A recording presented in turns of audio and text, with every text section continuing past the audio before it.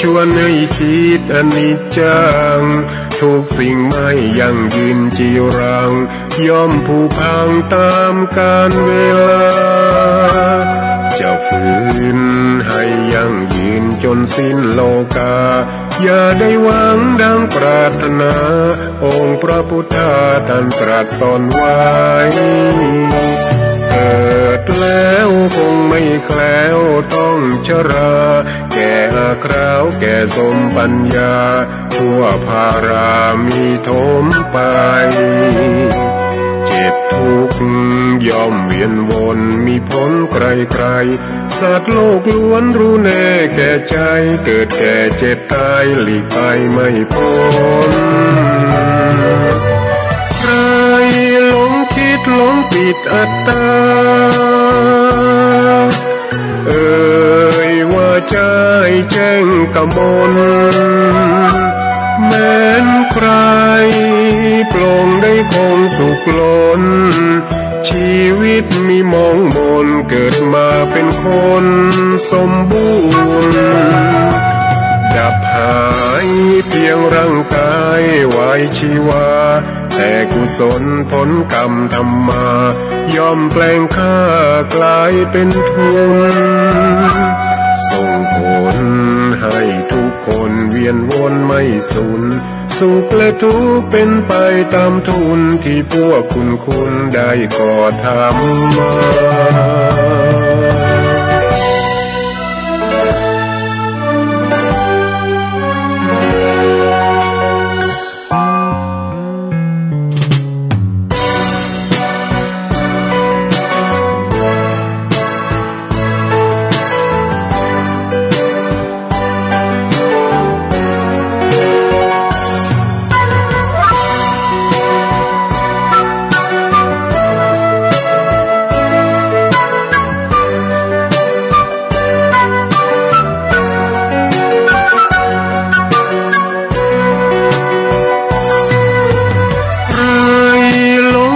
หลงปิดอัตตา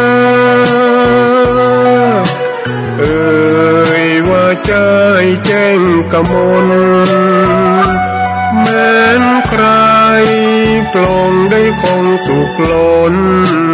ชีวิตมีมองมนเกิดมาเป็นคนสมบูรณ์ดับหายเพียงร่างกายไว้ชีวาแต่กุศลผลกรรมทำมาย่อมแปลงค่ากลายเป็นทุนส่งผลให้ทุกคนเวียนวนไม่สูญ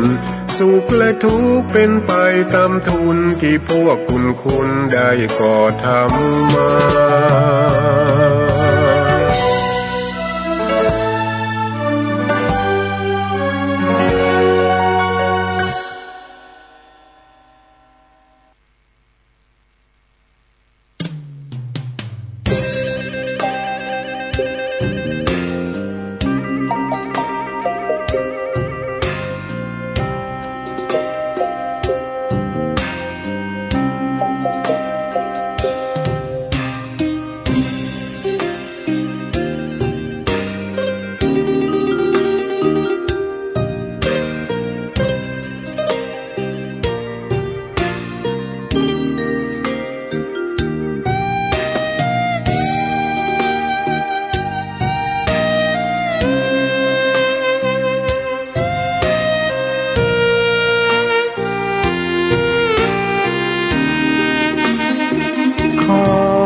เปิดตำนา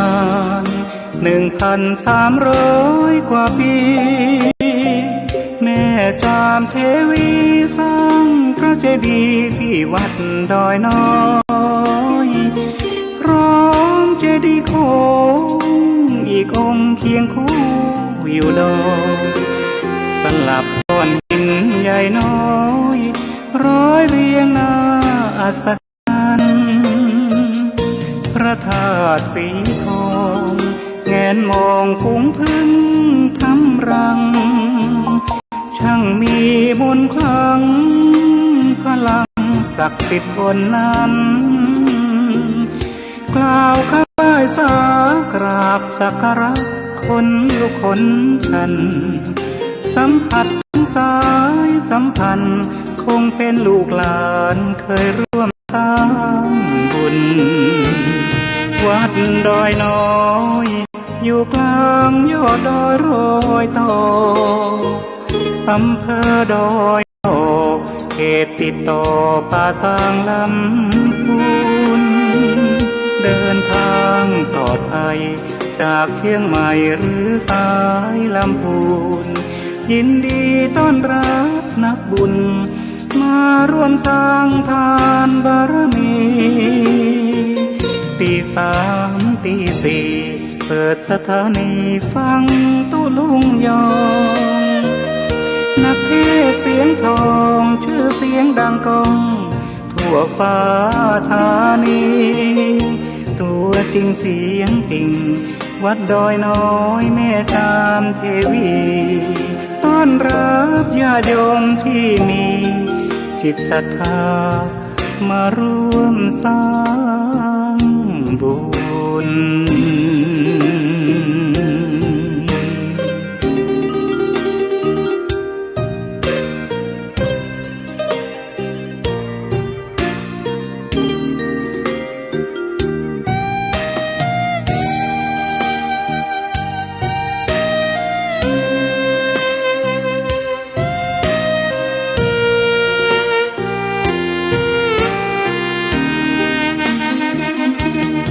วัดดอยน้อยอยู่กลางยอดดอยโรยต่ออำเภอดอย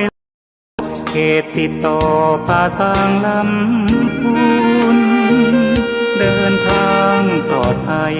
จากเชียงใหม่หรือสายลำพูนยินดีต้อนรับนักบุญมาร่วมสร้างทานบารมีตีสามตีสี่เปิดสถานีฟังตุลุงยองนักเทศเสียงทองชื่อเสียงดังก้อง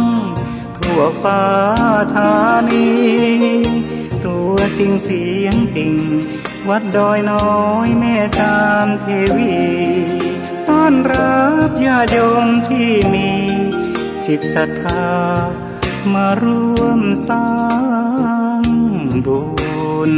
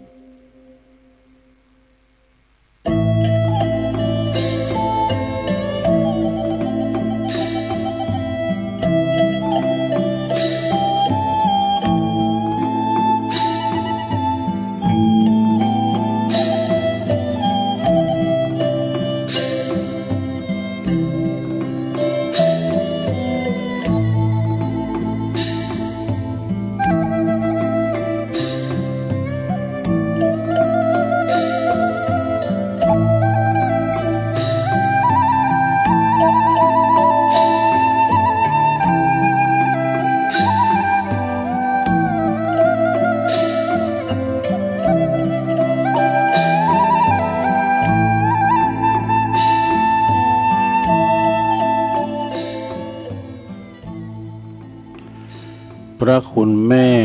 ล้ำฟ้ามหาสมุทรพระคุณแม่สูงสุดมหาศาลพระคุณแม่เลิศกว่าสุดทาทานใครจะปานแม่ฉันนั้นไม่มี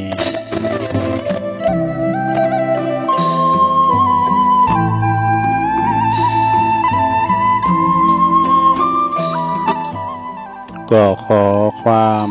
นอบน้อมแด่พระรัตนตรัยอันมีพระพุทธพระธรรมพระสงฆ์เป็นสรณะที่พึ่งขอกราบแนบไต่ไหวสาถวายความเคารพมายังครูบาอาจารย์พระมหาเถรานุเถระท่านเจ้าคณะพระสังฆาธิการพระภิกษุสามเณรเจ้าจุโตนจุองค์กุวัดวาอารามพร้อมตึงสำนักติภักสงฆ์โดย เจริญปอนมายังบรรดาปอออกไม่ออกศรัทธาดันสาธุชนนักศีลนักบุญคุณดีทั้งหลาย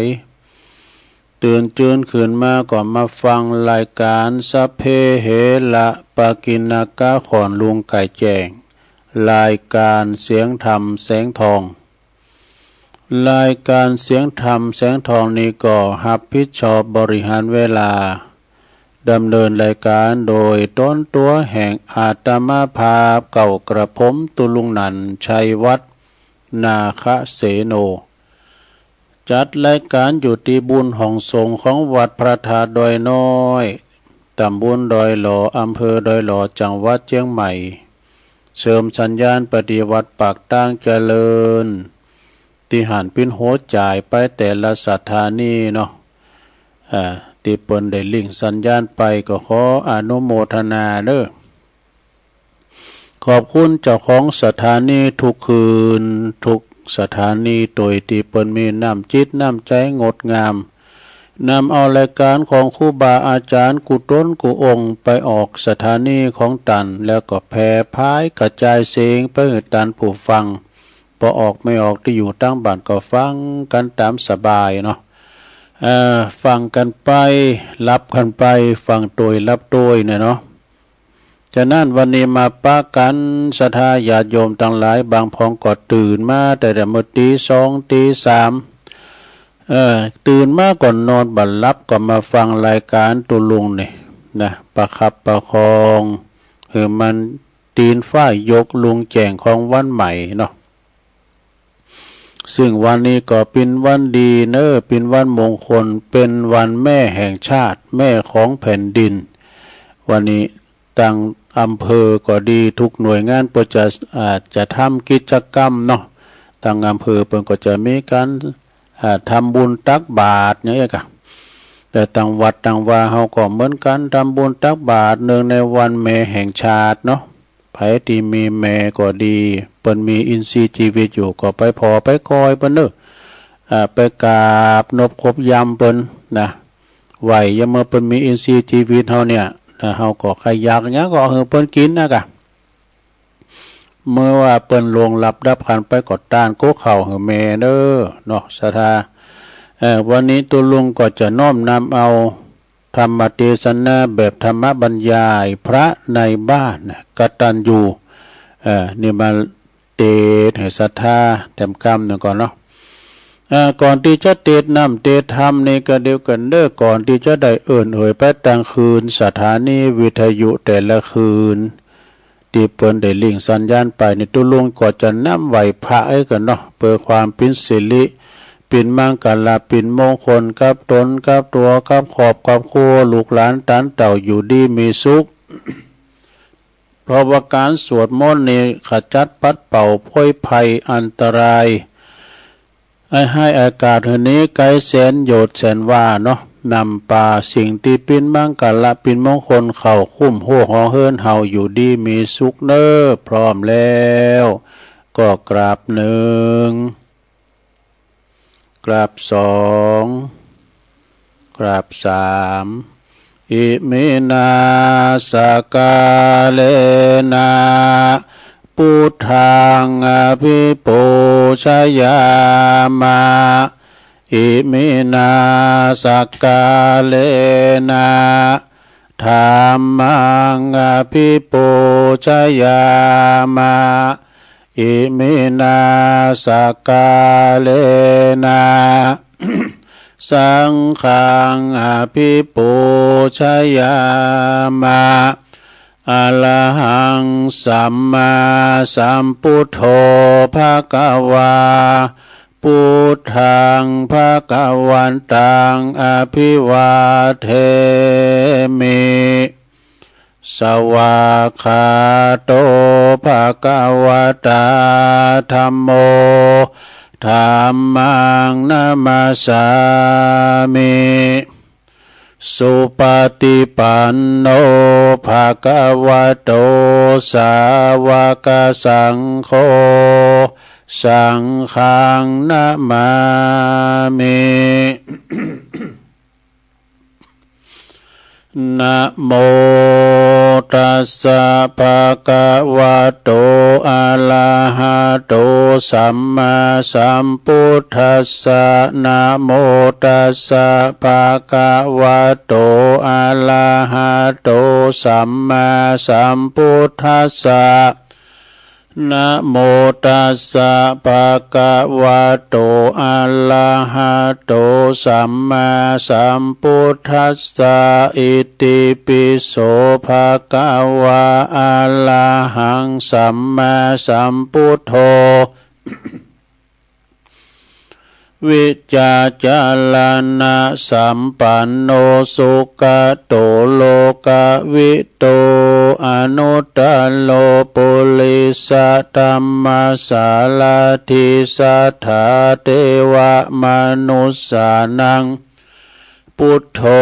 ภควติสวากขาโตภควตาธัมโมสันติติโกอากาลิโกเอหิปัสสิโกโอปันนะยิโกปัจจตังเวติตาโปวินโยเหติสุปฏิปันโนภะคะวะโตสาวกสังโฆอุจจุปฏิปันโนภะคะวะโตสาวกสังโฆยายะปฏิปันโนภะคะวะโตสาวกสังโฆสามิจิปฏิปันโนภะคะวะโตสาวกสังโฆญาติตังจัตตาลิปุริสะยุคานิอัฏฐปุริสะปุคลาเอสะภะคะวะโตสาวกสังโฆอะหุนายโยปะหุนายโยตักขินายโยอัญจลิกาลนิโยอนุตตลังปุญญเขตังโลกัสสติจายันโตโปติยามุเลสกายานังนันทิวัตโนเอวังตวังวิจัยโยโหหิจัยยสุจัยยมังคะเลอปัลลาจิตตปันลังเกสีเสปทาวิปุคะเลอภิเสเกสัปปะพุทธานังอาคาปโตปโมทติสุนักตังสุมังกลังสุปาภาตังสุโหติตังสุขโนสุโมโหโตจะสุยิถังพรหมจาริสุปัทขินังกายกัมมังวาจากัมมังปัทขินังปัทขินังมโนกัมมังปณิทิเตปัทขินาปัทขินานิกาตวนะละพันตเถปัทขิเน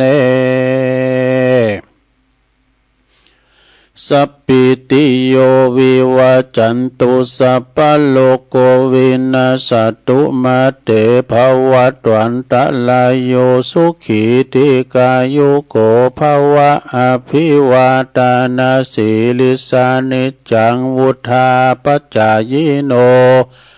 จัตตาโลธรรมาวัฏันติอายุวันโนสุขังปะลังเอาแล้วน้อศรัทธาญาติโยมต่างหลายตุลุงก็ปิ้นเก้าปิ้นโหนำสวดมนต์ไปปิ้นตีเรียบร้อยก็ขอคุณพระติตาไหลรัตนะผ่านแผ่วพระเกี่ยวเจ้าทั้งสามประการเนาะจงได้มาปกป้องรักษาดูแลวัดวาอารามศาสนาของเฮาเนาะตลอดถึงขวงแก้วอารามทั้งสามแล้วก็มาปกป้องรักษาดูแลครูบาอาจารย์พระสงฆ์องค์สามเณรเจ้าเปิ้นอยู่กับวัดกับว่าเนาะได้มีมาปิ้นหนอเนิ่นนาบุญศรัทธาได้มาสักการะบูชากราบไหว้ ก็ขอให้ได้อุปถัมภ์อุปถัมภ์บำรุงบุคลากรที่อยู่ตั้งวัดตั้งว่าก็มีครูบาอาจารย์พระสงฆ์องค์สามเณรเนี่ยเนอะฝากต้องฝากไข่ฝากต้องกับพี่น้องเจ้าบ้านเนาะสาเข้าจังหันทำบุญตักบาตรข้ามสังฆานี่นะก็เป็นการส่งเสริมธนุบำรุงตั้งศาสนาของเฮาเนาะแล้วก็พ่อหลวงแม่หลวงก็ขอให้มีสุขภาพพลานามัยสมบูรณ์แข็งแรงมาอยู่ปินลมโพลมไทรของลูกของหลานเนอตัวลุงก็ขอปินกำลังอกกำลังใจอีปออีแม่ที่เดินเหินไปไหนตั้งใดบ้าใดก็เอาวิทยุเนี่ยเนอปินกูปินกีมกันไปปอบ้านแม่บ้านก็ดีจะประกาศไปลีครับรถขับลาออกคุ้มออกโฮก็คือมีสติก่อนสตาร์ทรถมันหนักมันหลายเนาะก็เดินทางแคล้วคลาดปลอดภัยทั้งขาไปทั้งขากลับไปดีมาดีเด้อเอาละตอนนี้ไปก็จะเอ่ยไปตั้งคืนบุญสถานีแต่ละคืนกันเด้อสถานีวิทยุในเครือข่ายตีเปิดหับสัญญาณรายการธรรมะภาคภาษายองช่วงเวลาตั้งแต่เวลาตี 3 ถึง 5 โมงดังต่อไปนี้เด้อขอขอบคุณสถานีวิทยุคืนพระพุทธศาสนาการศึกษาและวัฒนธรรมของวัดไฟหินเนอตำบลสุเตปอำเภอเมืองเชียงใหม่ FM 104.50 เมกะเฮิรตซ์เนอโดยเมตตาบารมีธรรมอาจารย์พระครูสมุวิศวัตรวรกิจโจลิงสัญญาณไปองค์คาลงในเมืองก็ฟังกันหลายเนาะขอบคุณสถานีวิทยุคณะสงฆ์อำเภอฝางตั้งอยู่ที่วัดพระพุทธบาทอุดมน้ำบ่อชาวา FM 100.25 เมกะเฮิรตซ์โดยเมตตาบารมีธรรมหลวงพ่อพระครูสุจิตานุรักษ์หลวงพ่อเจ้าคณะอำเภอฝางขอบคุณตุปิเลินเดินจำเริญโชติธรรมโมลิงสัญญาณไปพี่น้องฝางไม่อายใส่ประการก็ฟังกันหมากโป่งหลงหลายเนาะขอบคุณสถานีวิทยุแดนดินถิ่นล้านนาตั้งอยู่ที่บ้านฮงโงตำบลนำบ่อหลงอำเภอสันป่าตองFM 103.50 เมกะเฮิรตซ์โดยคุณรุจิสมบัติเงาคำผู้อำนวยการสถานีเนาะแล้วก็ตั้งยันอสม2 เท่าเฝ้าลานตั้งนำบ่อหลงด้วยเนาะขอบคุณสถานีวิทยุคลื่นธรรมะของชุมชนวัดห้วยตองซักตำบลคงเปาอำเภอจอมตองFM 98.75 เมกะเฮิรตซ์โดยเมตตาบารมีธรรมอาจารย์พระครูวาปีวรมานิตโซนไต่สายแต่ก็ฟังแต่เพลงเก่าลูกทุ่งอมตะนิรันดร์การมาแล้วเนาะขอบคุณสถานีวิทยุมนต์เสียงธรรมจากอำเภอแม่แจ่มวัดบุผาราม FM 106.25 เมกะเฮิรตซ์โดยเมตตาบารมีธรรมหลวงพ่อท่านพระครูมงคลวิสิทธิ์หลวงพ่อใหญ่เจ้าคณะอำเภอแม่แจ่มแล้วขอบคุณท่านปลัดอุทัยตึง2อุทัยโดยขอบคุณสถานีวิทยุเน็กเนลเรดิโอ FM 96.75 เมกะเฮิรตซ์โดยตั้งอยู่ที่บ้านจงตำบลทุ่งกวาวห้างหุ้นส่วนจำกัดอนุสรณ์เรดิโออำเภอเมืองปานจังหวัดลำปางขอบคุณสถานีวิทยุชุมชนคนเหนือเขื่อนตั้งอยู่ที่บ้านดุงดำอำเภอฮอดจังหวัดเชียงใหม่ FM 90.75 เมกะเฮิรตซ์แล้วก็ขอบคุณสถานีวิทยุเพื่อการศึกษาและพัฒนาอาชีพเรดิโอเน็ตเวิร์ก FM 103.00 เมกะเฮิรตซ์อำเภอเมืองลำปางถึง2 สถานีด้วยแล้วขอบคุณสถานีวิทยุวิทยาลัยสงฆ์นครลำปางวัดบุญญาวาสวิหาร FM 106.50 เมกะเฮิรตซ์โดยท่านดร.จิรศักดิ์ปันลำผู้อำนวยการขอบคุณขอบคุณดร.พัชริยาฟองจันตาฝ่ายสถานีก็ลิงก์สัญญาณไปพี่น้องตั้งเมืองเขลางนครลำปางฟังกันหลายอำเภอ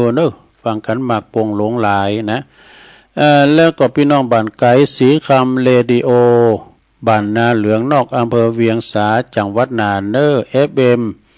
92.50 เมกะเฮิรตซ์อันนี้เป็นและจือลายนามของเจ้าของสถานี ตีเปิ้นมีน้ำจิตน้ำใจเขาใสสะอาดนำเอารายการตอนเจ้านะตั้งแต่ตี3ไปนี่โอ้เปิ้นก็ปินรับปินนอนเหมือนกับปอหลวงแม่หลวงเนี่ยนะก็ต้องคอยถ่าลิงสัญญาณรายการครูบาอาจารย์เพราะว่ามันเจ้าลำไปเป็นรายการวัดจิตวัดใจศรัทธาตื่นจืนกันขึ้นมาแล้วบ่นะแต่บางคนนี่ก็ตื่นง่ายพวกนั้น5 โมงพวกนั้นเลยนะอย่าว่าตื่นควายไปหน่อยก็เปิ้นกินหญ้าว่ะเปิดหัวคิงเป็นรายการอื่นไปแล้วก่อนเป็นหยังเนาะศรัทธารับได้ก็เป็นดีพักผ่อนสายตานี่สายตาเฮามันใจมาวันค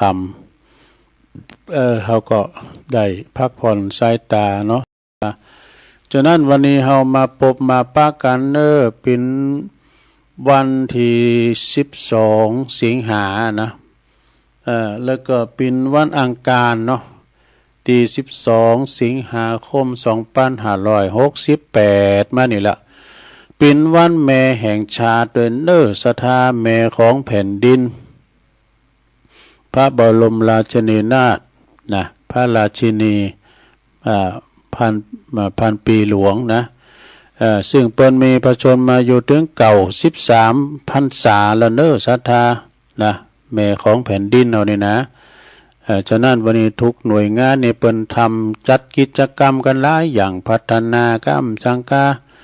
เขาวัดเขาว่าใส่บาตรญาติโปกกันอันนี้ก็เป็นน้ำบุญกุศลแล้วก็บางแต่ละวัดเนี่ยเปิ้นก็จะไปวันนี้ก็จะไปกันแต่ที่อำเภอเนาะหลวงพ่อเขาเปิ้นจะไปเจริญพระพุทธมนต์นะสวดมนต์เฉลิมพระเกียรติวันนี้โดยนะทรงตอนเจ้าทรงตอนวันค่ำก็มีการพัฒนาที่หันที่นี่กันไปกันเนาะสถานเดิมในวันแม่แห่งชาติวันนี้ฉะนั้นในวันนี้เนื่องจากวันแม่แห่งชาตินี่ตุลุงก่อนน้อมนำเอาพระธรรมมาเทศนานะเป็นธรรมบรรยายพระในบ้านเนี่ยพระในบ้านก็คือพ่อแม่ของเฮานี่แหละศรัทธามีความกตัญญูปอนี่อายุเปิ้นมีกุลถึง21แม่มีกุลถึง12นะจะไปลืมคุณปอคุณแม่ศรัทธาฉะนั้นทำผู้นี้เป็นธรรมอาลัมพบทไปถึงปอถึงแม่นะเป็นธรรมบรรยายพระในบ้านเนี่ยนะเปิ้นวัดเทศได้ทุกงานเทศงานศพอันนี้เป็นวัดเทศงานศพก็ได้นะก็เดี๋ยวเราจะลองเทศพอเนาะศรัทธาเนาะบางคนก็ได้ฟังแล้ว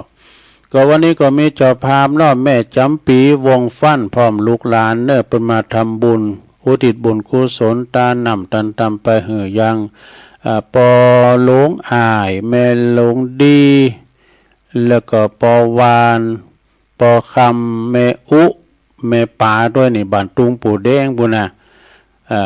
เหล่ายาวบุญเนาะเดี๋ยวถ้าเราฟังอยู่หันจ้ะแล้วก็ยายไข่แก้วกองสียายครอบครัวของยายไข่แก้วนี่ก็มาแต่ว่านี่เนาะประมาณหลายตีมาตีวัดปากตั้งเจริญขึ้นมาบุญวัดพระธาตุดอยน้อยไปตีหลวงปอแล้วมาตีตุลุงนี่เป็นวันคล้ายวันเกิดเปิ้นจริงวันที่14 สิงหาบุญเนาะแต่14 สิงหานี่เปิ้นว่าครูบาอาจารย์เปิ้นไปกันหมดก็เลยมาทำบุญว่านี่อันนี้หอมกันติดกันทำด้วยแล้วก็หอมกันน้ำกาแฟด้วยก็ได้ก็เค็มน้ำหยาดแม่จำปีก็ดีตั้งแม่ยายไข่แก้วกองสีบันเสิงบนนี้นะบันเสิงตำบลบ้านแป้นนะก็เดียวก็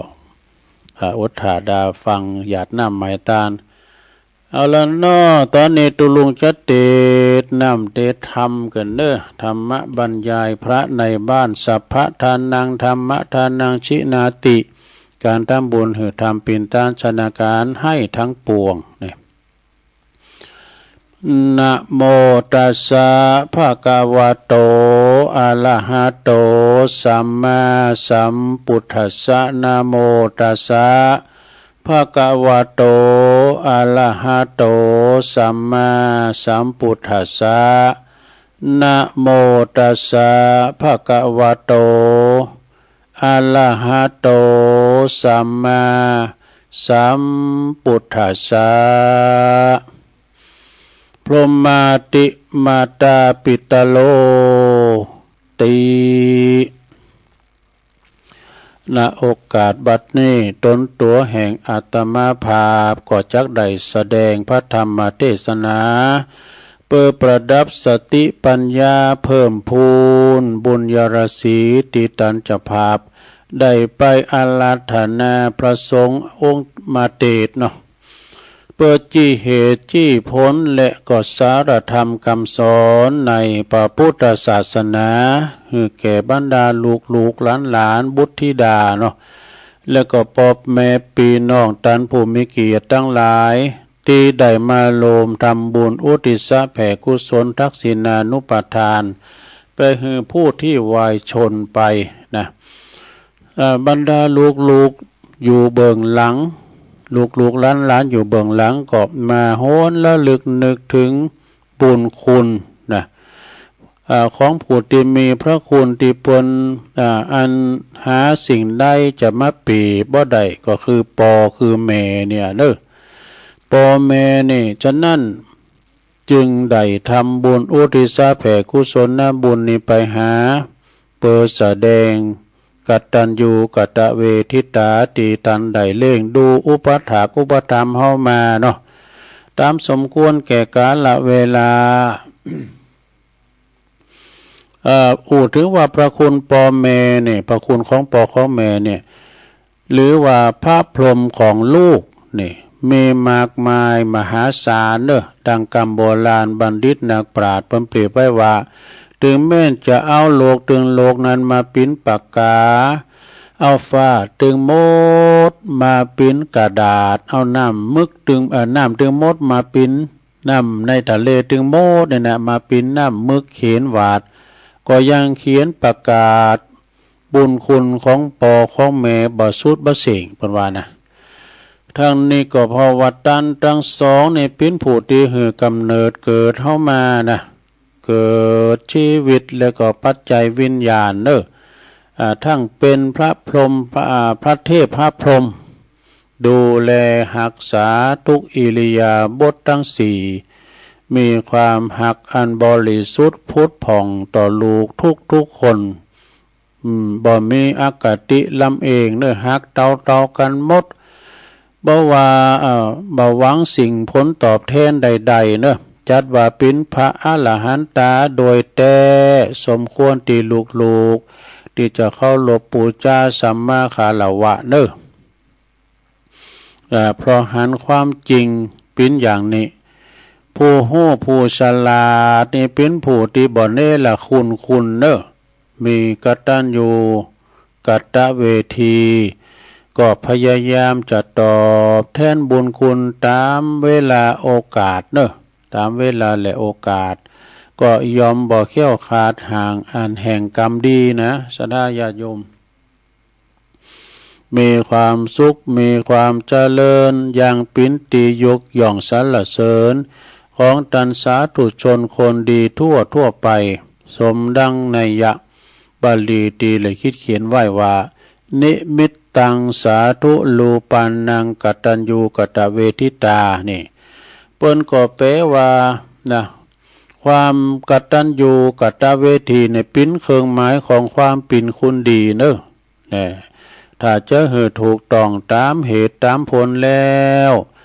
การจะทดแทนบุญคุณพ่อแม่นั้นนะก็ควรที่จะทำเสียดอดตันยังมีชีวิตอยู่นะยังมึนตาอาปากได้อยู่นะ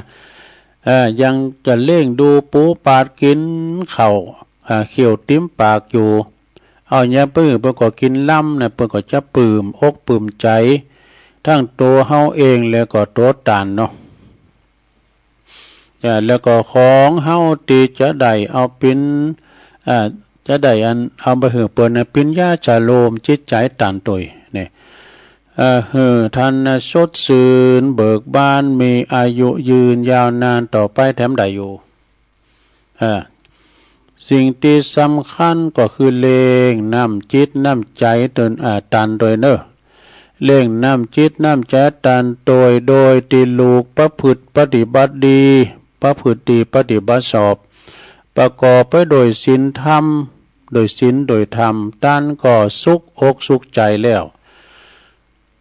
ท่านก็สุขอกสุขใจนะถึงความตุกข์ของพ่อของแม่นั้นได้กำเนิดเกิดลูกมานี่แสนที่จะลำบากอยากเย็นเอาชีวิตเป็นเดิมพันกำแล้วตอนเกิดลูกนะเพิ่นว่านะจะเมื่อลูกอยู่ในท้องในครรภ์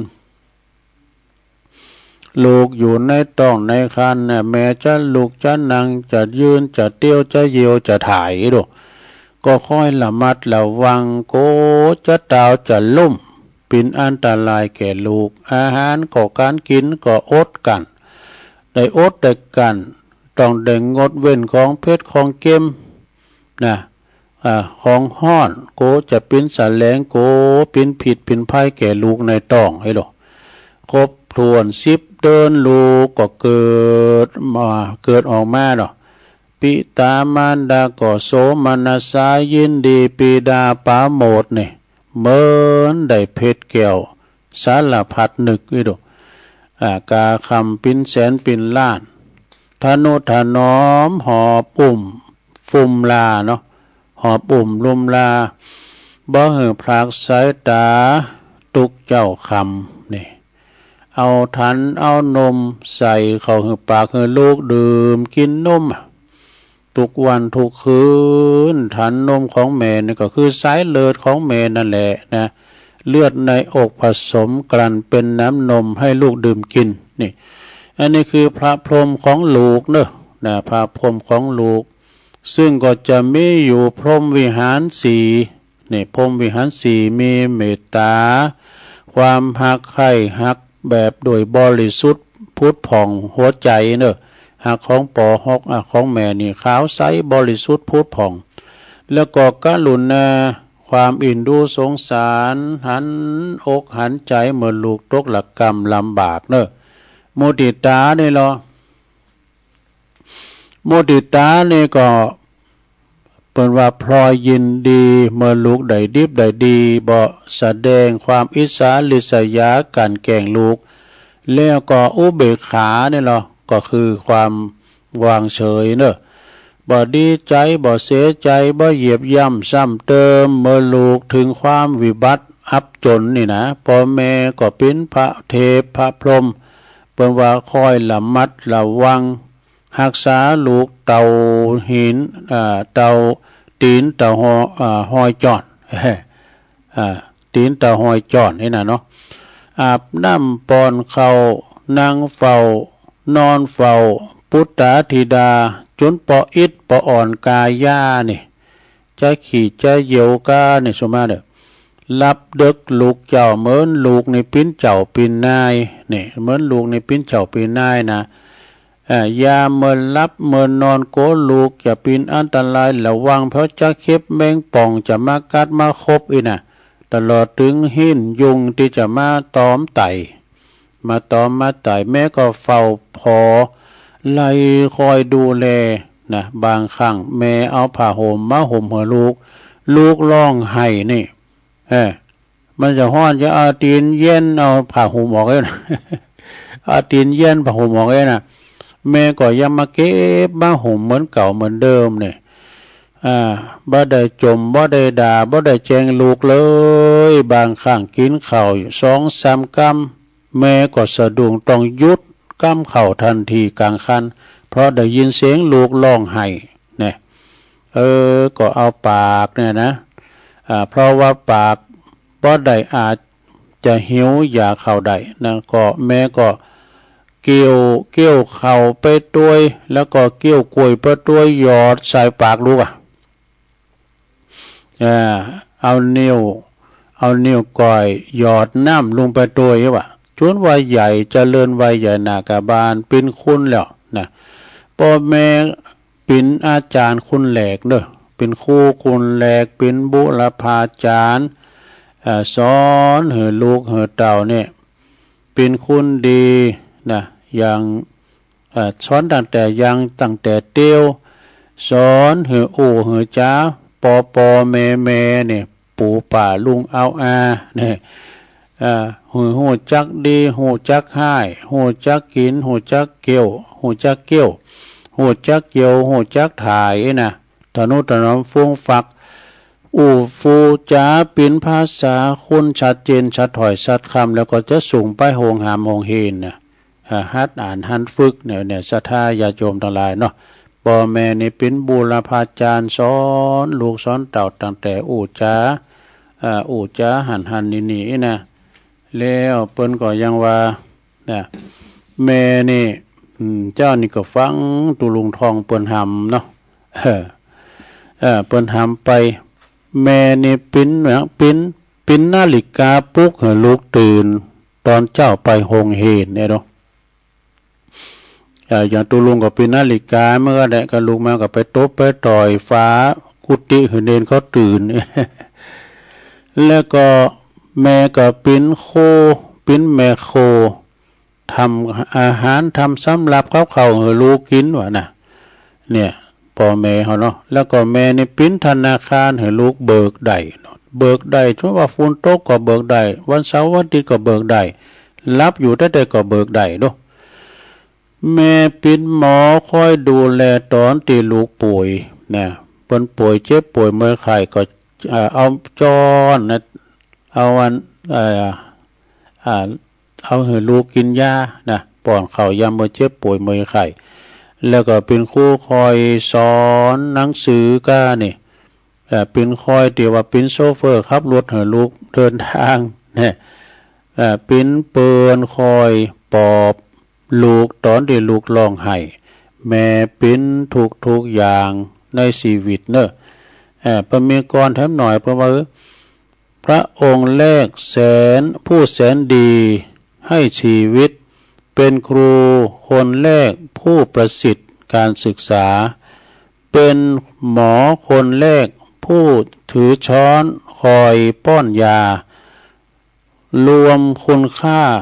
นี้ได้แก่แม่ฉันเองนี่อันนี้นะคำกรเพิ่นมีนะจะนั่นลูกต่างหลายขอเป็นลูกดีๆเนอะเป็นอภิชาตบุตรลูกมี3อย่างได้ไหมซะนะ1ลูกคืออภิชาตบุตรเป็นลูกที่ประเสริฐเนอะกว่าพ่อกว่าแม่2อนุชาตบุตรอันนี้ก็คือดีเสมอพ่อแม่แต่3เนี่ยนะอวชาตบุตรนี่บ่ดีเลยเนอะลูกล่างลูกพานด่าพ่อตีแม่มีเทศนานหมดอะเนี่ยอันเนี้ยสดาญาโยมเนาะเป็นคำกรเอามาเล่าสู่ศรัทธาญาติโยมได้ฟังกันแล้วก็ยังมีแถมกรหนึ่งเนอะกรนี่มาเมื่อกรเหมือนเมื่อวานกรหอกรเนี่ยกลอนนี่กะทุมีแถมกรหนึ่งเป็นว่ามีในหนังสือปครูปครูซีโนเนี่ยเป็นเขียนว่าข้าน้ำตาแม่เนี่ยน้ำตาแม่นี่เป็นว่าลูกคนใดได้กระทำกรรมแก่แม่ลูกเลวแท้แสนชั่วช้าสิ้นราศีลูกด่าแม่ตีเตะแม่ลูกกาลีลูกไม่ดี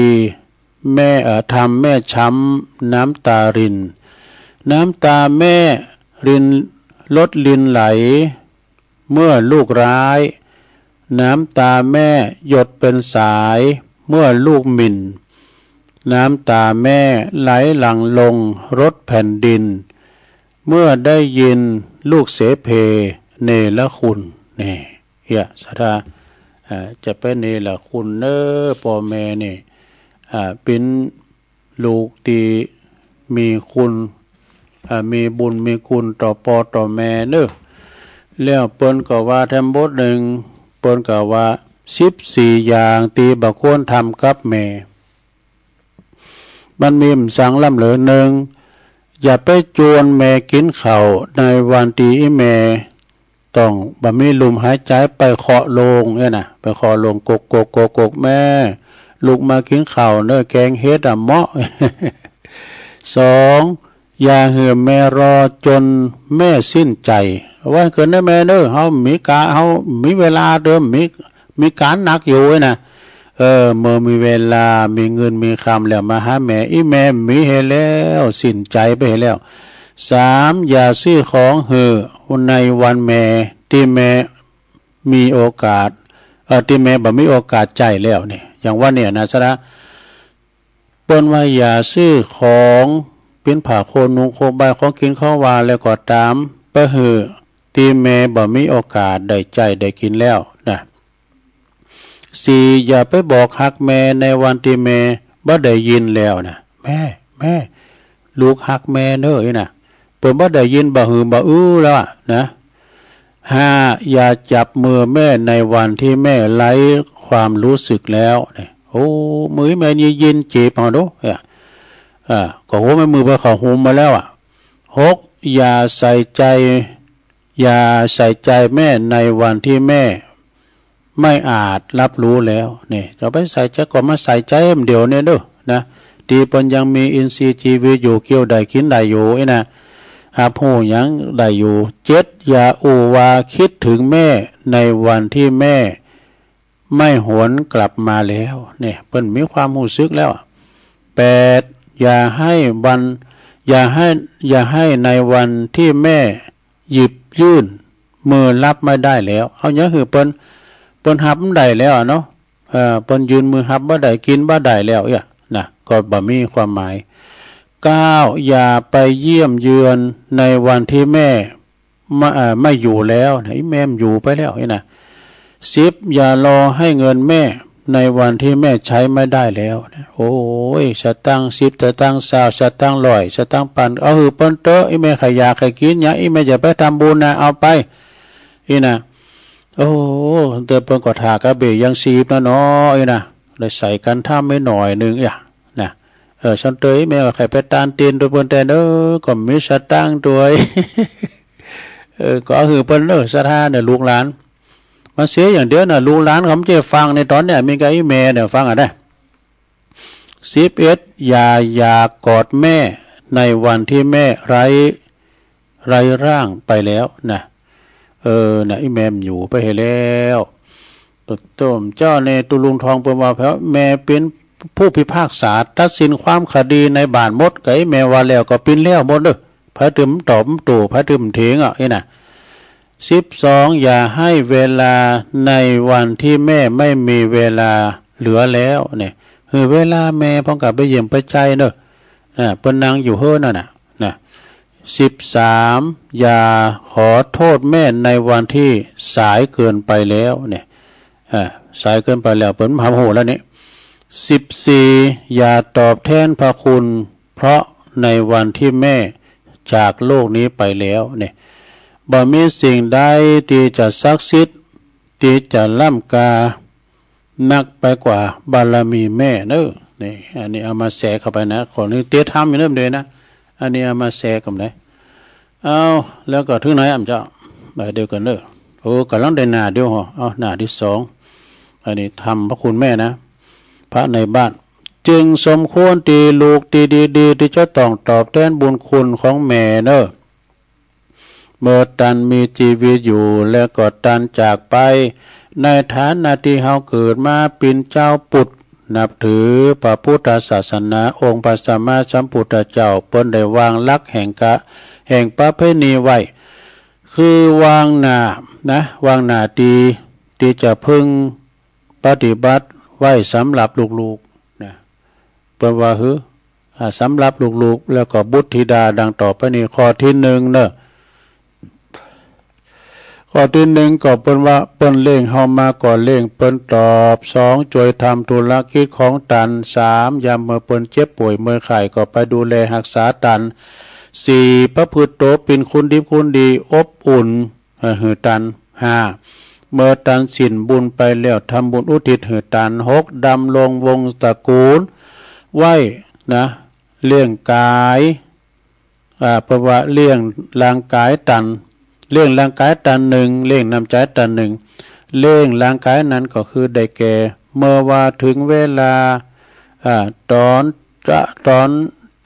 นแรงงายก็ทำอาหารสำหรับเขาหือตันเนอะทำอาหารในเปิ้นเนี่ยพ่อแม่อยากกินหยังอันใดอันชอบบอกว่าจะเป็นของหวานของข้าวหยังก็ตามเนาะ ตีกระดาตีปิ้นกินแล้วสะดวกสบายขวนขวายมาหือเนอตีรับตีนอนก็ของสบายอากาศถ่ายเทนะได้สะดวกบ่อับทึบจนสกปรกเกินไปมีห้องถ่ายนักถ่ายเบ้าจะเยียวจะสังก่อนได้ง่ายนะเพราะว่ายาเมื่อเฮาเป็นเด็กอ่อนละอ่อนเด็กขาพ่อแม่ก็ป้อนข้าวป้อนน้ำมือเฮากินเนี่ยกินของกินก็บ่ล้ำจำเด้อก็เฮาก็ยังงอนอ่อนอ่อนให้ปอให้แม่บ่ปออกบ่ปอใจแล้วก็กิ้มกำขวางกำทิ้งไปก็เคยมีนะยาปิ้นละอ่อนนี่นะยังเป็นเด็กน้อยเด็กขาเนี่ยเป็นตีล่างขี่ล่างเยี่ยวเฮาดูยามไล่เดียงสายามถึงเวลาของลูกๆเฮาก็จะต้องปิ้นหนีทดแทนใช้บุญทดแทนบุญคุณตีเปิ้นเรียกว่าแทนค่าน้ำนมนี่แทนค่าน้ำนมนะตันสาธุชนตันผู้ฟังตันหลายเปิ้นว่าขอโทษนะวงเล็บขอโทษนะขอคุณเฮานี่บ่เหมือนสัตว์มีความหูมีมันสมองมีความคิดดีเลิมแต่ว่าหมูหมาก็ต่างกับหมูหมาเนอะมันว่าบ่ฮู้ว่าไผปิ้นปอปิ้นแม่มันแต่มันฮู้ว่าดูดนุ่มแม่มันยามเมื่อคลอดใหม่ๆเต้าอ่านแล้วพอมันใหญ่ขึ้นมาแล้วมันก็บ่ฮู้จักว่าไผปิ้นปิ้นปอปิ้นแม่มันเป็นสัตว์ตาลิสานเนาะสำหรับคุณเฮาเนี่ยถ้าบ่ฮู้คุณฮู้จักบุญคุณผู้บังเกิดเก่าแล้วบ่ปฏิบัติเอาใจใส่แล้วพระพุทธเจ้าเพิ่นตรัสว่าเหมือนไม้น้ำเหมือนไม้ลอยน้ำยังดีกว่าหรือว่าตีตันว่าไม้เต้ายังดีกว่าลูกเต่าเนรคุณอีดอกไม่ลอยน้ำมามันแห้งมาเปิ้นเอาแป้งโหลหนึ่งเข้าเป็นฟืนเป็นโหลได้ไม่เต้าก็จวยพยุงร่างกายบ่เหือดตาวเหือดล่มได้แต่คนอกตัญญูนี่แหละคุณนี่อยู่ไหนก็ทำความเดือดร้อนแก่ผู้ใกล้ชิดเด้อผู้ปกครองมีทิฏฐิมานะลืมโตแต่คนในสมัยปัจจุบันนี่ประวัติจิตใจมันเหินห่างจากศีลธรรมแต่กันเนาะบูชาวัตถุหลงวัตถุเหนือสิ่งกว่าอื่นใดบ่ค่อยสนใจเยอะดีกับปอกับแม่สักเท่าใดมักจะละเลยเพิกเสยดังได้หันได้ยินกันมาบ่อยๆนะประกาศข่าวหนังสือพิมพ์ลุงก็มีเช่นคมคูเขียวเข็นทำลายเตะต่อยตาปอติแม่อีกก็มีว่าดูนะในสมัยเดียวนะพออ่านหนังสือพิมพ์หรอกพลานทรัพย์สมบัติของปอของแม่กลายเป็นลูกยักษ์ลูกมารลูกเพศลูกผีดูไปบ่น้อยเด้อปล่อยหือพ่อแม่แก่เฒ่าหืออดอยากปากแห้งดูตามหลักพระพุทธศาสนากรรมได้ไผก่อกรรมนั้นมักจะมาตามสนองเด้อถ้าว่าด่าลูกด่าปอด่าแม่วันนี้นะหลังเขามีลูกเนาะเห็นไหมเขามีลูกมีลูกเขาก็จะด่าตอบเหมือนกันอย่างเงี้ยนี่มันกรรมมันตามสนองนะเกยบุปปอติแม่เขาก็จะโดนลูกของเขาเนี่ยทำลายเช่นเดียวกันเพราะว่าหันตัวอย่างกันมากกว่าหลายตื่นในปัจจุบันนี่นะมันเป็นกรรมนะประเพณีของไทยภาวะผู้ใดที่เปิ้นยอมรับนับถือพระพุทธศาสนาเมื่อลูกปิ้นปอดจ่ายครบอายุ20 ปีบริบูรณ์พ่อแม่เปิ้นก็จะอนุญาตไปโบสถ์ปิ้นตูเจ้าเนี่ยอยู่กับวัดกับว่าสัก1 พรรษากาหรือวันนานกว่านั้นเปิดทดแทนใจบุญคุณนะทดแทนบุญคุณแล้วก็สืบทอดพระอายุพระศาสนาด้วยได้ศึกษาเราเรียนพระธรรมคำสอนอบรมบ่มนิสัยหูจักบาปบุญคุณโทษหูดีหูชั่วสิ่งที่ควรละเว้นก็จะได้เป็นคุณดีมีคุณภาพเด้อพ่อแม่ได้หันซ้ายผ่าเหลืองของลูกแล้วก็สุขอกสุขใจสบายจืนอกจืนใจการตอบแทนบุญคุณพ่อแม่นั้นเพราะว่า จะเอาทรัพย์สินเงินทองมาบ่ใจว่าจะเอาทรัพย์สินเงินทองสมบัติมาหือตันเป็นหมื่นเป็นแสนก็ไม่ใจนะหรือว่าเกี่ยวแหวนเงินทองก็ตามเถอะอันเป็นของนอกกายบ่ใจจีรังยังยืนเพียงว่าแต่ว่าลูกประพฤติดีอยู่ดีมีความเคารพเจอฟังมีสัมมาทิฏฐิบ่ทำบ่ทำผิดตัวบทกฎหมายของบ้านเมืองอยู่ตามศีลกินตามธรรมขยันหมั่นเป็นยามเมื่อพ่อแม่เจ็บป่วยเมื่อไข้นะยามเมื่อพ่อแม่เจ็บป่วยเมื่อไข้ก็ปินยินเจ็บปินยินอุ่นบ่สบายก็มาปกปักรักษาพยาบาลตามเวลาโอกาสเนอะอยู่ห่างไกลก็มาเยี่ยมเยินบางครั้งบางคราวเป็นบางครั้งบางคราวถามข่าวเอาแหนหาเนาะแสดงความอะไรคิดถึงปอคิดถึงแม่อีกความหักของลูกที่มีต่อพ่อแม่นั้นเสมือนยาอันวิเศษเนอะมามอบฉโลมจิตสลมใจพ่อแม่แม่ว่าจะเป็นของกินของฝากก็ตามเตอะนะของกินของฝากของใจเพียงเล็กๆน้อยๆตีลูกยิบยืนเหอะก็ปลื้มอกปลื้มใจหาสิ่งได้ปีบ่ได้แล้วฉะนั้นสดาญาติโยมทั้งหลายนะบรรดาลูกๆหลานๆก็ดีนึกถึงกุ้นพ่อแม่เนี่ยเวลาเปิ้นสินบุญไปแล้วพัดพาแก่รู้ไปแล้วก็ทำบุญทานเนาะทานโกเข่าโกน้ำเปิ้นแล้วก็ขอบุญกุศลนี่ไปฮอดไปถึงตั้งตันจิตตาดวงวิญญาณเขาเจ้าทั้งหลายอุทิศไปวันนี้ขอดวงวิญญาณของเปิ้นนั้นจงหู้โดยวิธีจิตนะทางใดทางหนึ่งแล้วก็โปรดได้มาอนุโมทนาปินปัตตานุโมทนาใหม่แล้วก็ขอ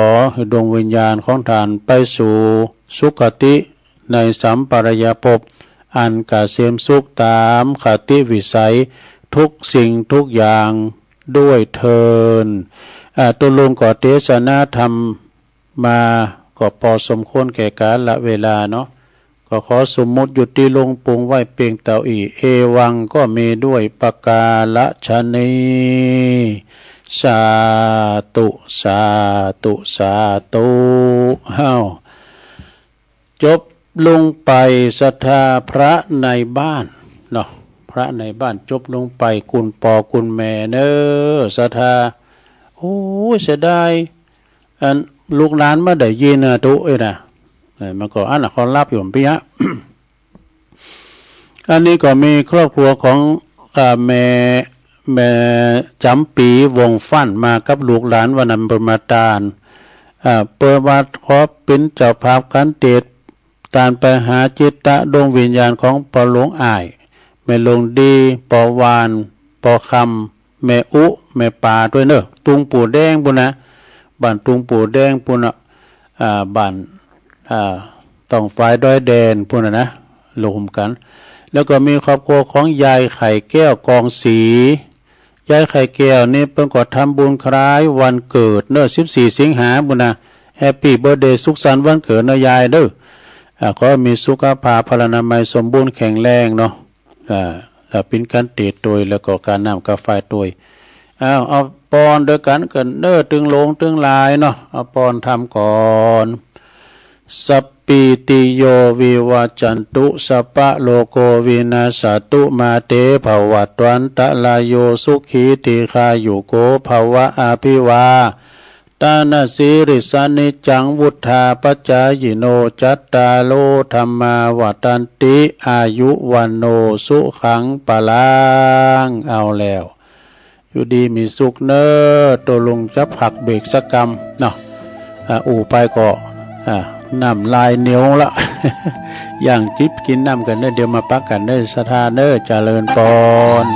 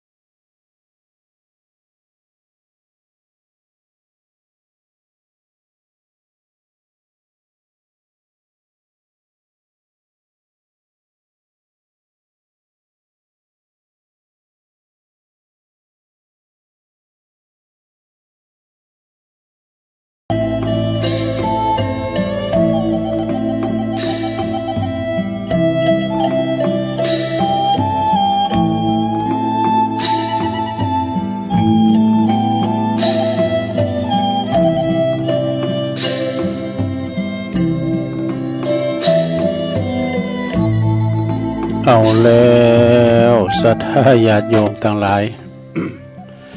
ตัวลงก็พักครึ่งพักเบรกเนาะนั่งมึนลำไปก็เจ็บหลังเจ็บแอวยกใหญ่ไข่ตีเตียวไปเตียวมาอยู่เส้นอยู่สายทำตุลาส่วนโตแล้วก็มานั่งอู่กันต่อในชั่วโมงที่สองเนาะขณะนี้ตันหลายก็กำลังฟังรายการสัพเพเหระปะกินนากะขอนลุงไก่แจงรายการเสียงธรรมแสงทองดำเนินรายการโดยตุลุงยองเนอะ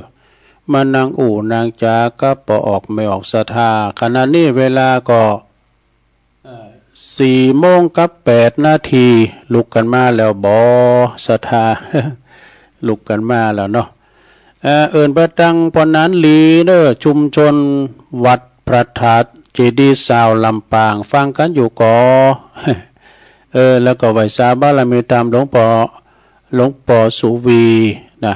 ปัญญาทะโลอันปิ้นเจ้าอาวาสวัดบ้านล่องป่าสร้างไหวสานะครับเนอเปิ้นตอนรับตัวลุงปิ้นอย่างดีปอหลวงสมศักดิ์ปอหลวงอำนวยเขาท่านประธานบุญสงฆ์อินทพงศ์เขานี่นะปนนั้นสำเร็จทูลอินนี่ป่าสร้างว่าบ้านล่องป่าสร้างเนาะช่วยการช่วยงานกันในช่วงที่สองนี่สัทธากรที่จะได้เล่าเรื่องต่างๆไปแถมนี่ก็วันพุกในมออีก็ล่อหมุนเด้อสนะเด้อไว้ตานเตียนกันเมืองการไว้13 14 15นะกะเกมเด้อเกมยุกเกมยาเด้อยาความดันก้ำสังกาสัมภาระให้เรียบร้อยทางปอหลวงแม่หลวงเขาก็กะเกมด่ากันว่าเนี่ยกันเนาะไปวัดไปว่าก็อู่กันผมจะหลายกับ30การตู่ผมได้หรออาจจะได้ขี่พระรถไฟประวัติอาจารย์พระครูวานะกะเกมกันนะศรัทธาอาจจะไปแสวงบุญตาลเตียนกันปุ้นตีจังหวัดกาญจนบุรีเนาะอำเภอไซโยกไกนะเนาะโดยเมตตาธรรมอาจารย์พระครูอภิวัฒนวิกรมประธานพร้อมด้วยคณะครูบาอาจารย์พระสงฆ์องค์สังฆเจ้าตัวเนาะแล้วก็วันนี้มันการเริ่มประหยัดตอดผ่าป่านะแล้วก็พระสงฆ์ทั้งนั้นทั้งอำเภอเนี่ยเปิ้นจะไปเจริญพระพุทธมนต์เฉลิมพระเกียรติเนาะเป็นวันแม่แห่งชาติที่วัดศรีไซมูลกูไล่มือเนาะในเมตตาธรรมอาจารย์ท่านพระครูสิทธิกิตยาภรณ์ภาริขาเจ้าคณะอำเภอแล้วก็ประจะต่อผ่าป่าเวลาบ่าย2 โมงเนาะ14 นาฬิกาแล้วก็สวดมนต์ด้วยตัวลุงก็จะต้องไปตอนง่ายเนี่ยนะเพราะว่าจะได้ไปก่อนยังมีรถตัวนี้เอาละเนาะศรัทธาญาติโยมทั้งหลายก็เดี๋ยวตัวลุงจะเอาข้าวหามเรื่องไอ้นะไปกึดหนักเด้อปิ้นข้าวหามเรื่องไอ้แล้วก็จะต่อโดยนิทานโดยเนาะศรัทธาญาติโยมก็ฟังกันไปแก่งอมแก่เงากันไปศรัทธาเนาะขับประคองมันแจ้งมันปิ้นจะได้ลองฟังข้าวหามไอ้วะเนาะต่อไปเนี่ยจะเอาข้าวหามไอ้มาสักหน่อยเนอะศรัทธามันจะส่งเสริมนะข้าวหามไอ้ข้าวหามเหล่ากล่อมนะข้าวหามกล่อมโอ้สูงมาโดยปอน้อยแก้วใจงามเนอะเมืองฝางกูนะ ปอน้อยแก้วฟังอยู่เปิ้นเคยออกคืน FM เก่า 13.00 เมกะเฮิรตซ์มาละปอน้อยแก้วใจงามเปิ้นเขียนเรื่องไอ้เรื่องเหล่าเปิ้นว่าข้าวหามเหล่าย่าอีน่ะเนาะตัวหนังสือก่อนหน่อยพองตุลุงจะกอยอ่านไปนะลุงเนอะฟังบ่เนอะเป็นคติเตือนใจนะซาโลโกเก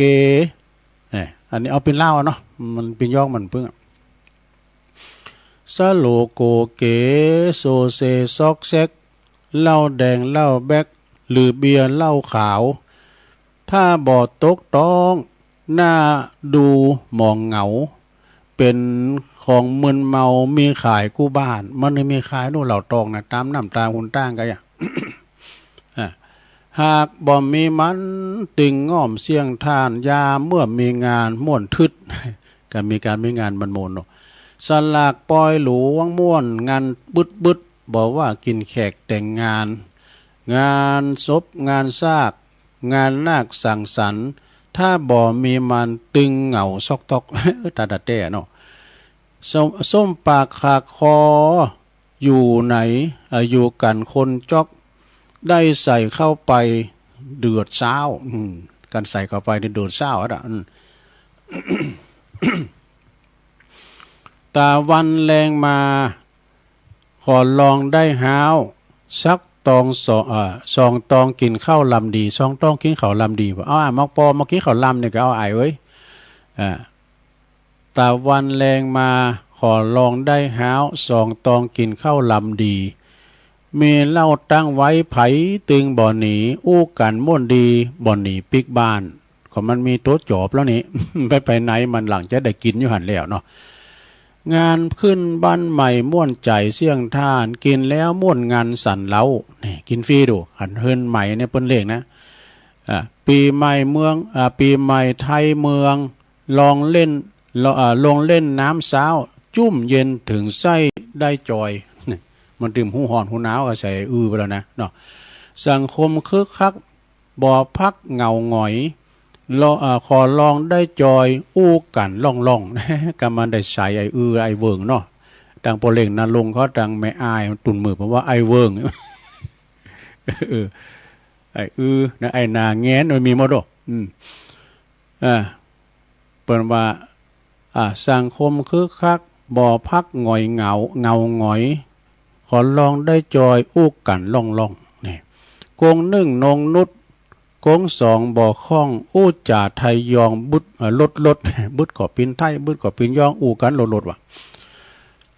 กง3เข้าไปอู้ไหนอู้ไข่จ่าพดเสียงดังบ่ออิ้งคิงหาเอาเลยเอาไปคิงปิน5เลยพ่องกอดพ่องดักกึกงึกบ่ปากบ่จ๋าเล่า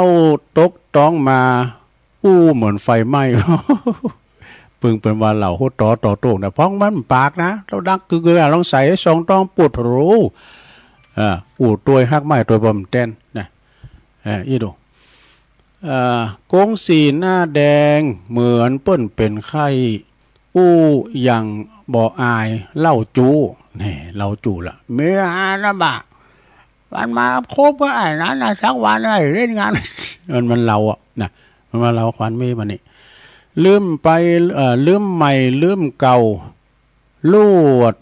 ลืมใหม่ลืมเก่าอวดเฮ้อเปิ้นหูความลับในอู้เผยมาเนี่ยมันถึงมีความลับในการเมาแล้วนะเนาะโกง5โกง6ยกมือไหว้สาไหว้ไปมาขอจับมือกู้ผู้ตอนนั้นนี่ไล่จับมือหมดละถ้าได้เมาเขาว่าเต็มได้นะไหวเพราะมาวันเต็มนะสวัสดีครับสวัสดีครับเนี่ยฟังกรรมที่อู้โลเลบ่ชัดมันชัดแล้วแล้วป้าไปไหนมาเนี่ยป้าเอาไอ้น้อยเดียวถามเปิดมากินเหล้ามาป้ามาเอาใส่น้อยป่ะบุกไปวัดวันศีลนะบุกนั้นนี่เป็นจานนะเป็นอย่างก็เอาไอ้น้อยจุปุจานกินว่ะกง7กง8นั่งไหนก็กัดปากปากหาวหัวง้มคอลงเอาแล้วตอนนี้เหงาสกตกปากเป็นว่าปากหาวหัวง้มคอลงกง7กง8นั่งไหนก็กัดปากหาวหัวง้มคอลงกง9กง10นอนผอฟากตรงไหลขึ้นไหลลงยุบเหียที่บ้านยุบไว้ที่บ้านนะลูกเมียบางคนก็ทนเสี่ยงท่านเอาน้ำเย็นมาลูบเลาะเนี่ยผ้าห่มสลีเมไหนก็เสาะหามาเฮืออยู่ดีเนี่ยอันนี้เมเป็นดีดูเป็นโอ๊ตอยู่กันแต่พองมันนี่บางพองมันพ่องเมามาแล้วไล่ลูกเมียหนีเตะห่อเฮือนจีเดือดนันในบ้านเดือดร้อนในบ้านอันนี้การกินแล้วมาอาละวาดในบ้านนี่มันไข่ปึงเนอะอ่านว่าเล่ายาบ่ใจว่าตานบ่ได้ว่าดีถี่หายนี่เป็นเขียนไว้นะถ้ากินสมกวนปากม่วนบอกไว้ เฮ้อจิบกินได้เป็นยากินเป็นยากะไซเนอะมากินข้าวลำเนี่ยนะหากกินนักล้ำมันจ้างเผื่อหมาห้าของออกมามดราคาต้อยมดราคาต้อย น้อยหูน้อยหันขอลาก่อนและนายเฮยบอกเอาแล้วนี่จบจากป้อนน้อยแก้วใจงามนึอำเภอฝางเนาะขอบคุณป้อนน้อยแก้วนึ ลืมปิดเพลงกะลืมเนาะอันนี้ก็จบไปนะเรื่องเหล่าเรื่องยาเปิ้นว่าถ้าเฮากินเนี่ยก็มันก็มีโตดมีตึงกุ้นตึงโตดเนี่ยกุ้นมันจะได้กุ้นมันมีหันลายว่าเขากินกันเขาไปกินที่สวนบ่ลำไยปีนั้นลำไยแปลงว่ะไอ้หงมันก็จะเสาะลักมันมีปิ้นสวนไปหรอเขาก็อันกินเหล่ากินเล่นกันละไอ้ขี้เหล่ามันไปมันดูมันก็นอนอยู่ที่ห้าน่ะนี่ก็เดินขึ้นหงว่ะมันกินแล้วมันเหมือนกันนะพองก็มันผสมเลือดนกอย่างว่านะกะการเป็นนกกาแกมันก็เขาฟังเราไปนอนในศาลาในวิหารนะฟังนกกาแกมันคัง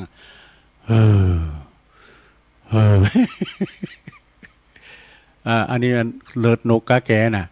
การเลือดนกจอกมาได้อู่ย่าอู่แล้วอู่หามาปวดโอ้จอกแจ๊กเปิ้นรับไหนรับเปิ้นนอนได้นอนนะไผปิ้นหนีปิ้นขาไผเอาอย่างมันไปมันหูหมด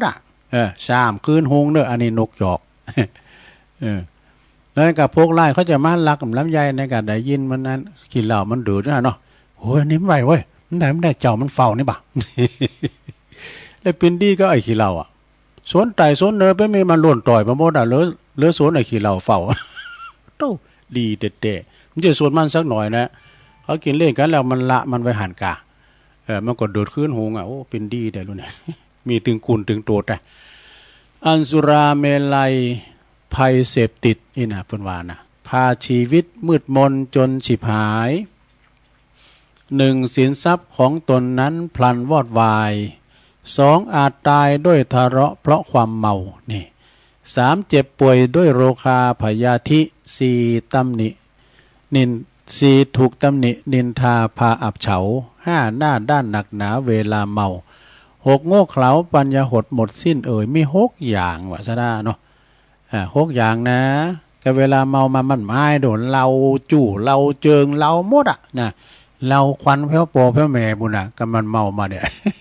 ขนาดโต๊ะเก่ามันมายังเราคนอื่นมันเราได้จะได้เนาะกายโต๊ะเก่านะเมย ยื้อนานผมใจนานแล้วสมัย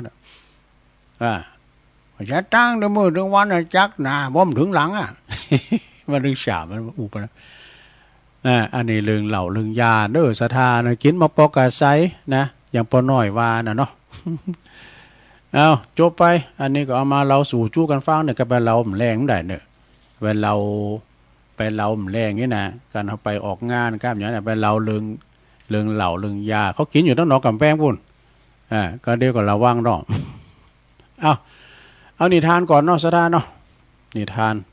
ลาป่ากับสิงโตนี่ลานี่ก็คือลาโง่นะลานี่มันถึงในป่าแห่งหนึ่งเนาะป่าโดยอุดมสมบูรณ์ก็เขาก็มาตกลงกันลาป่าต้นหนึ่งกับสิงโตนะได้มาตกลงกันว่าพวกมันจะรวมมือกันเพื่อจะได้ทำหือพวกมันเนี่ยสามารถช่วยกันลาสัตว์นี่โตนี่ไม่จิ้มฟันนี่เนาะเอาไปต่อรองกับเปิ้นนี่ตกลงกับราชสีห์สิงโตนี่นะเปิ้นเป็นเจ้าป่ามากันเฮาได้เฮาแบ่งครึ่งกันเอกเอาได้สัตว์มาเฮาแบ่งครึ่งกันเอกสิงโตก็ว่าจะได้ก็ไปลาสัตว์ในดงในป่าลาไปสัตว์ในป่าในเขตป่าง่ายขึ้นมาสิงโตตกลุงเนาะตกลุงจอยจะจอยเจ้าลาเนี่ยนะโดยความแข็งแรงของมันเนี่ยเจ้าป่าด้วยส่วนว่าเจ้าลานั่นน่ะเจ้าลาป่าเนี่ยก็ตกลงที่จะตอบแทนเพราะว่าสิงโตมีความเร็วเพราะว่ามันฮกโวยว่าลามันลาเยอะนะมันฮกโวยลานี่ก็คืออย่างม้าแขะนั่นแหละลงเด้อลานี่มันอย่างม้านั่นเนาะ มันเป็นม้าแขะที่เปิ้นเอาอันละอ่อนที่เปิ้นโบดลูกแก้วเปิ้นนั่งอยู่บนหลังลาน่ะเปิ้นประดับประดาอย่างดีแล้วมันนั้นเปิ้นเอามาฝึกเนอะก็เวลาเปิ้นแห่กองแตกกองแตกแตกตะแรกแตกมันติ่นไปตามมันตามกองน่ะแล้วมาสังเกตพอนะการมันติ่นน่ะมันมีอันควานมันมันเอาอย่างออกเขาจำที่ขี้ข่างมันก็จำเป็นแต่ติ่นอ่ะโอ้มันบังคับกันรู้นี่ ถ้ารุนซัดจ้ะแต่บางคนนี่บางโต๊ะนี่เปิ้นก็มันคลองงานอ่ะเนาะก็ว่าคุบไปน่ะมันกลุ่มมันนั้นคุบเข่าตั้งหน้าลุงแล้วก็เดี๋ยวลุงนอนเดี๋ยวก็เอาอันลูกแก้วขึ้นนี่มันหู้นะอูถึงลาเอาถึงไหนละแล้วก็เมื่อจับเหยื่อใดแล้วมาปอสมควรปออกปอใจแล้วจับเหยื่อมาเป็นกองแล้วจับแบ่งก็ตุกบุญกันหรอจะแบ่งออกเป็น3 ส่วนทำแล้วโหย่านเจ้าสิงโตว่ามันต้องแบ่งออก3 ส่วนนี่ข้าจะเอาส่วนแรกอันนี้นี่ส่วนแรกนี่เจ้าสิงโตเพราะว่าขานี่เป็นเจ้าป่านี่หุ่นนี่เป็นเจ้าป่านะและส่วนที่2ข้าก็จะเอาในฐานะที่ข้าเป็นหุ่นโสนในการลาเนื้อกับเจ้านี่และก็ส่วนที่3นะจะเป็นส่วนของจะเป็นส่วนที่ถือว่าเป็นปีศาจร้ายสำหรับตัวเจ้าเลยทีเดียวนี่อย่างเว้นเสียแต่ว่าเจ้าจะยอมหรือว่าเจ้าจะแลนหนีก่อนที่ขาจะงาบตัวเจ้าสุดท้ายเจ้าลาโง่นั้นก็ไม่ได้ยังสักอย่างนะไปลาเนื้อเปิ้นไม่ได้สักหุ่นสักศูนย์หรอกเรื่องนี้ก็จบลงไปเปิ้นมีข้อคิดว่าผู้ที่ปิ้นใหญ่มักถือว่าความคิดของตนเองปิ้นตีถูกต้องนี่มันต้องมาเถงปิ้นของขาหมดแหละเนี่ยเจ้าลาบ่ได้ยังสักกำได้เสือสักเอานะดิ่มที่มันกวาไปกินเนี่ยนะเนาะอันนี้ก็ปิ้นนิทานแถมเหลืองนึงเด้อศรัทธาญาติโยมทั้งหลายเนาะเอาแถมเหลืองนึงเอานิทานแถมเหลืองนึงนะหญิงชราตาบอดกับหมอรักษานี่อันนี้นะแม่หญิงแก่คนหนึ่งเนี่ยเปิ้นตาในตาของท่านในบอดทั้ง2 ข้างเลยนะได้หือหมอมารักษาตาของเธอโดยที่ทั้งคู่นั้นก็ทำสัญญาตกลงกันเราพยานทั้งหลายได้รับทราบหูโดยถึงกันถ้าหมอสามารถรักษาตาของเธอหายได้เธอก็จะให้เงินค่าตอบแทนการรักษาเป็นการตอบแทนแต่ถ้าเธอบ่หายเธอจะบ่ให้สิ่งใดให้แก่หมอเป็นบ่ให้การตอบแทนอย่างเลยนะเนาะหลังจากว่านั้นมาตกลงกันแล้ววันเราหมอก็มาเยียวยาในตาของหญิงชราโดยจ่ายยาให้เธอแต่ทุกครั้งเลยนะจ่ายยากินไปก็โอ้ยาเพื่อก็ดีแต่ยาอันตาก็หอมหายไปถึงวันแต่ว่าหมอเนี่ยมันสื่อใสมาเอายาให้หญิงแก่ชราก็ขโมยของในบ้านไปปิ้นอย่างว่ะ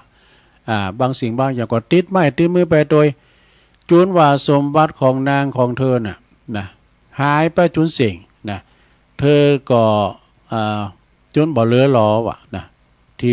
เปิ้นเอาไปทีละเล็กทีละน้อยจนหมดเก่งเลยนี่ โอ้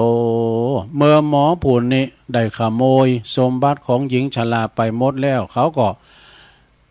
รักษาตาของหญิงชรานั้นหายเป็นปกตินี่ เมื่อว่าหายเป็นปกติแล้วหญิงชรานั้นก็พอ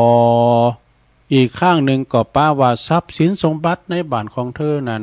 ถูกขโมยไปเกลี้ยงเนี่ยหมดเกลี้ยงเปิ้นว่านะเธอจึงปฏิเสธที่จะให้การพยาบาล เธอจึงปฏิเสธที่จะให้การรักษาพยาบาลแก่หมอผู้นี้ เมื่อหมอได้ฟังดังนั้นแล้วนะก็บ่ยอมบ่ยอมแต่เขาก็ยืนกรานว่าจะเลกล่อมการรักษาเยียวยาในตาของหญิงชราคือใด เมื่อเลืองถึงโลงถึงศาลโหขึ้นโลงขึ้นศาลกันเนาะหญิงชราก็ยืนกรานขึ้นนะ บอกว่าข้าแต่ศาลที่เคารพเนี่ยเนาะ ครับศาลใจสิ่งที่ใจผู้นี้เป็นความจริงนะฉันทำสัญญาอย่างอันแต่ที่จะจ่ายเงินเขาถ้าเขาเนี่ยรักษาของในตาของข้าพเจ้าหือหายมองเห็นนี่นะพอหันได้แต่ฉันก็ทำสัญญาว่าถ้าตาของฉันเนี่ยเดี๋ยวนี้มันยังบอดอยู่ก็รักษาหายแล้วดูเนี่ยหมอก็เทงเนาะรักษาหายแล้วก็หันจากอื่นนี่ก็หันอยู่นะแต่มันบอดพร้อมหันนะทรัพย์สมบัติของข้าเมื่อในมดข้าเยี่ยมหันนี่นะ เพราะฉะนั้นข้าจะจ่ายก็ต่อเมื่อคุณหมอคุณนี่นะเอาสมบัติที่ข้าของข้าไปเอามาถึงมดปิกเอามาถึงขาดจุนมดจุนเสกข้าถึงจะจ่ายสตังค์หมอนั่นก็อึ้งเอาไปเอามาหมอนั่นก็เลยคุณเอาสมบัติมาไว้อย่างเก่าอย่างเดิมแน่หญิงชราคนนี้ก็จ่ายสตังค์ให้เปิ้นไปจบศรัทธาญาติโยมทั้งหลายพอคิดแล้วนี่เปิ้นก็บอกว่าคนไข้คนที่ใช้เล่ห์กลมักจะกลายเป็นคนเป็นตัวตลก เป็นตัวตลกไปแล้วคุณหมอจบลงไปศรัทธาญาติโยมทั้งหลายนิทานทำมาทั้งสองเลิงเนาะ คือศรัทธาได้ฟังกันไปแก่งอมแก่เงากันไปหลังจากนี้ก็กระเดียวจะได้เอาข้อคิดตั้งธรรมนี่มาเต็มกำหนึ่งเกินแต่วันนี้ก็เป็นวันแม่ก็ขอคุณแม่ทั้งหลายมีสุขภาพสมบูรณ์แข็งแรงเด้อในรายการตุลุงในพวันพุกนี่เนาะ13 14 15จะเป็นวันพุธพัดศุกร์ก็จะได้ลารายการวันพัดวันศุกร์เด้อเพราะว่าไปตานเตียนโดยเปิ้นเนี่ยกะวันเสาร์วันเด้อจะได้เข้ามารายการนะจะได้เข้ารายการก็คงจะเป็นวันเสาร์บ่เนาะกิจกรรมยกวัดมาบาทแจ้งให้ศรัทธาได้ฟังให้ก่อนเนาะอริยธรรมคติธรรมนำชีวิตใจกับชีวิตนี่มีอย่างแถมเพื่อวันน้ำมนต์ที่แท้จริงก็คือน้ำน้ำไข่เขาเนี่ยนะต้องทำการทำงานออกบ่าออกแห้งจึงจะได้เงิน เขาของเงินคำได้มาก็เพราะวันน้ำน้ำไข่เขาได้มุมานะทำการทำงานอาบต่างน้ำนั่นแหละคือน้ำมนต์ที่แท้จริงได้เงินมา แล้วก็ประดับกายแล้วแล้วก็บทที่สองนี่เปิ้นว่าใดบทที่สองนี่เปิ้นก็ว่าประดับกายด้วยความดีมีราศีกว่าประดับทองเพชรพลอยได้กันเนาะประดับกายประดับใจข้อเดียวความดีคุณงามความดีในติดติดตัวเฮาดีกว่าเปิ้นประดับทองเพชรพลอยอีกว่ะแล้วก็ไฟใหม่ยังเหลือตีดินนี่เฮาจะหันได้ว่าเวลาโจรป่นหาเจอเจ็ดก็ตามก็ยังเหลือตีดินอยู่มันจะไปสิ่งถ้าฝากหากผีการพนันนี่เนาะมดตีดินมดบะเริ่มยังสักอย่างนี่นะสะดาแล้วก็ถ้าใบย่อมปล่อยวางคุณเฮานี่ถ้าใบย่อมปล่อยวางนอตันจะพบกับความวางได้อย่างใดเนี่ยการเฮาปล่อยเฮาแบกก่อนนักเฮาพักก็วางเฮาปล่อยมันก็เบาบางไปเพราะว่าเฮนหูธรรมะต้องเฮนอย่างธรรมะเฮนเปอละตุกอย่าท้อถอยนี่คนตีบัตรธรรมอย่างผิดเลยก็คือคนตีบัตรธรรมอย่างสักอย่างเลย มันถึงไม่ผิดไม่พลาดเนาะคนที่มันทำอย่างสักอย่างนี่ก็คือเป็นคนที่มันทำอย่างเลยที่ว่าไม่ผิดไม่พลาดหากว่าท่านหักลูกหักเมหักปอหักแม่ตันต้องชนะใจตัวเองตัวนะถ้าท่านเลิกดื่มไอเนาะเลิกสูบบุหรี่เลิกการพนันทุกชนิดแล้วท่านก็จะมีความสุขสดชื่นแช่มชื่นสดใสเบิกบาน เป็นตีเคารพนับถือของคนโทไปนี่แล้วก็ความสุขในวัยเฒ่าชราของพ่อของแม่ผู้มีพระคุณเนี่ยนะมันจะอยู่ตีการปฏิบัติเอาใจใส่จากลูกหลานเด้อแต่กันเนาะ ลูกหลานมาติมบ้านติมจ้องติมหอติมเฮินเวลาว่าเดินจีปีใหม่มาสะเก่าดำโหมาขอปันป้อนขอมสังนี่นะมาสู่มากาละวะแล้วพ่อแม่วัยเฒ่าจะแลแก่ชราก็จะปลื้มปีติยินดีปันป้อนปันโจกอวยใจเหือลูกเหือหลานมัดตีนมัดมือเหือลูกอยู่ดีมีสุขลูกหลานอยู่ดีมีสุขอนาคตก็ขอให้มีความสดชื่นแจ่มใสนะตัวการงานก็ขอให้เจริญก้าวหน้าเพื่อจะปันป้อนแบบนี้นะอันนี้ก็คือปัญญาติบฉลมใจของพ่อของแม่ก็ได้แก่ชราอย่างแท้จริงเนอะแถมบทหนึ่งเปิ้นก็ว่าลูกที่ทำให้พ่อแม่ตุกกายตุกใจบ่นด่าตุบตีทำลายพ่อแม่นั้นเป็นการปิดตั้งสวรรค์และก็นิพพานของลูกเนอะแล้วก็นั่นเป็นการเปิดทางไปในอบายภูมิคือทุกขติวินิบาตกรรมนรกภูมิไหวรอลูกอีกตัวฉะนั้นเมื่อปิ้นจันนี้แล้วลูกทั้งหลายบ่ควรทำให้พ่อแม่ได้ช้ำใจเด้อ นี่นะเนี่ยบุคคลใดเป็นลูกเป็นหลานก็ตามเถอะนะได้ดุด่าว่ากล่าวบ่ได้พอก็ดูแลพ่อแม่เนาะอย่างแต่ว่านี่ก็เนาะแรงว่านี่ตุลุงก็เล่าเรื่องหีบเล็กของยายคุณนี่เปิ้นเป็นคุณเดียวโอ้ใจกว้างเกินไปทำงานดีเมืองทองคำของเปิ้นสนิทแต่นะมีเงินมีคำระดับเป็นเศรษฐีบ่เนาะแต่ว่ามันเก็บไว้บ่อ้อมเงินอ้อมสังไว้บ่กึดถึงอนาคตไปหน้าว่าเจ็บเป็นเย็นอุ่นเมื่อเฒ่าแก่มาเราได้เยอะจะได้นะการพายเดือดร้อนมาก็เอาไปหือเปิ้นว่านะขอยิบเปิ้นยืมโลดพอง ยืมแล้วก็มันสายนะเพื่อจะกินแขกแต่งงานตีหันเพื่อจะไปกินหันต้านที่นี่ก็เอาหอมไปนะเอาเขาจุว่าทำงานมาถึงชีวิตบเหลือสักอย่างนะอย่างเจ้อ๋อนะครับฮะเนาะเจ้อ๋อเนี่ยถูกเล็ก90 ล้านนะก็แบ่งกันไปยังไปทำบุญทำยังไปกินจ่ายไปจุว่าบเหลือว่ะดู90 ล้านนะเอาไปมาฮับจ้างดำนาว่ะดูฮับจ้างปลูกหน้าค่าแรงขั้นต่ำ300 บาทก็สุกอกสุกใจว่ามีเงินไปทิ่ม100 ล้านประสุกมาสุกตอนที่มาฮับจ้างปลูกข้าวปลูกหน้าว่าอันนี้เปิ้นถ่ายให้ฟังนะอันนี้เงินคำก็มันอยู่กับเฮาหมื่นนะแสดงว่าเปิ้นบริหารการเงินดีเนาะเดือนเงินก็เหมือนกันนะสตางค์นะมันอยู่กับเฮามันจะได้หมื่นการเดียวเงินใบลอยที่อยู่ที่เฮานะก็เดียวก็เอาไปตื่นแล้วแรงมากันรถพุ่มพวงรถแป๊บมาก็ไปซื้อแล้วซื้อพริกหนุ่ม ใบลอยนั่นก็ไปอยู่ที่เมกาแล้วเนี่ยมันจะอยู่ด้วยเฮาตลอดเนาะสดาญาติโยมทั้งหลายจะนั่นนี่ก็เวลาพ่อแม่เฮาเนี่ยวันพ่อวันแม่นี่ก็จะไปลืมเนาะไปเยี่ยมไปใจคุณพ่อคุณแม่ตีได้เราไปแต่ว่าเรื่องหีบเล็กเนี่ย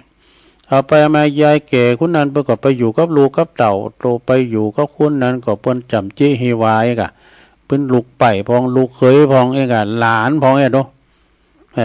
จนว่ายายคุณนั้นก็เลยเกิดแผนกะไปทำงานทั้ง2 ปีลูกเต่าเราแล้วก็ปลดสนับสนุนให้ไปมันเป็นพันละไอ้วะปิกมาก็พร้อมกับหีบเล็กกันเนาะเป็นหีบเล็กเนี่ยไปตอนนั้นก็โตยไปเนาะนะลูกก็ถามว่ามันเป็นหยังนั่นในหีบเล็กนะโอ้มันเป็นของล้ำกาของอีแม่เด้อการไผผอก้อยดูแลอีแม่อย่างดีนะปั่นปลายสุดท้ายนี่ก็จะมอบหีบเล็กในเหือเด้อปดปากโคตรว่าลูกันกำลังก็ลูก็เนาะลูกันใจใส่ดูแลผอก้อยเนาะเอาไปมาบนตายไปแล้วเป็นบาก่อนหินวะนะเป็นว่าคือหักกันแป้งกันเนี่ยเป็นก็สั่งสอนไปในโตเนาะมีเงินมีคำก็เก็บอ้ำงำไว้จะไปกินงายจ่ายโอยนะ เวลาเฒ่าแก่มาแล้วนี่ก็บ่มีเงินจ่ายไปขอปึงไผก็บ่ได้เหมือนกับแม่เนี่ยเด้อขนาดว่าปึงลูกปึงหลานก็ถึงบ่ได้ ลูกหลานก็วานเน็บแนมลูกไปลูกเคยหลานพองนี่น่ะแต่ว่านี่เอามาเล่าเรื่องหีบเล็กนะตอนแรงว่าเนาะอันนี้ก่อนในละวาระโอกาสที่วันแม่นี่ก็เจิญวันนี้เป็นวันแม่แห่งชาติแม่ของแผ่นดินไปมีแม่อยู่ก็ไปไหวไปสาเอาข้าวสุกน้ำอุ่นก้ามอย่างนี้เอาไปตอนไปรับเปินของกินได้ลำกันนี่อย่างในธรรมที่วามเจ้าเนาะป่าผ่อนต้นสบายอันติเต้ๆนะคือเกี่ยวสารพัดหนึ่งเนาะเอาสตังค์เนี่ยเตอะนะพอจะกินยังจะทำยังก็เอาจะทำบุญก้ามยังก็เอาไปใจนี่นะเอาไปหือเปินเวลาเปินมีอินทรีย์ชีวิตอยู่นะเวลาเปินลุ่มหายตายจากไปเอาก็ทำบุญทานอุทิศบุญกุศลไปหือเปินเนาะที่เปินได้ลงรับขันไปเป็นวันแม่แห่งชาติวันแม่ของแผ่นดินซึ่งก็วันนี้เป็นวันแม่เนาะแต่ก่อนนี้ก็ก่อนอื่นในตุลุงก็ขอประกาศข่าวสารงานบุญสักน้อยนะเหลือเวลาพอหลายนี่ก็ตุลุงจะได้ประกาศข่าวสารงานบุญก็วันนี้แล้วคณะสงฆ์อำเภอดอยหล่อทุกวัดทุกอารามเปิ้นจะมีการตอดผ่าป่าสามัคคีที่วัดศรีไซมูลกู่ไล่มือตำบลยางคามอำเภอดอยหล่อจังหวัดเชียงใหม่12 สิงหา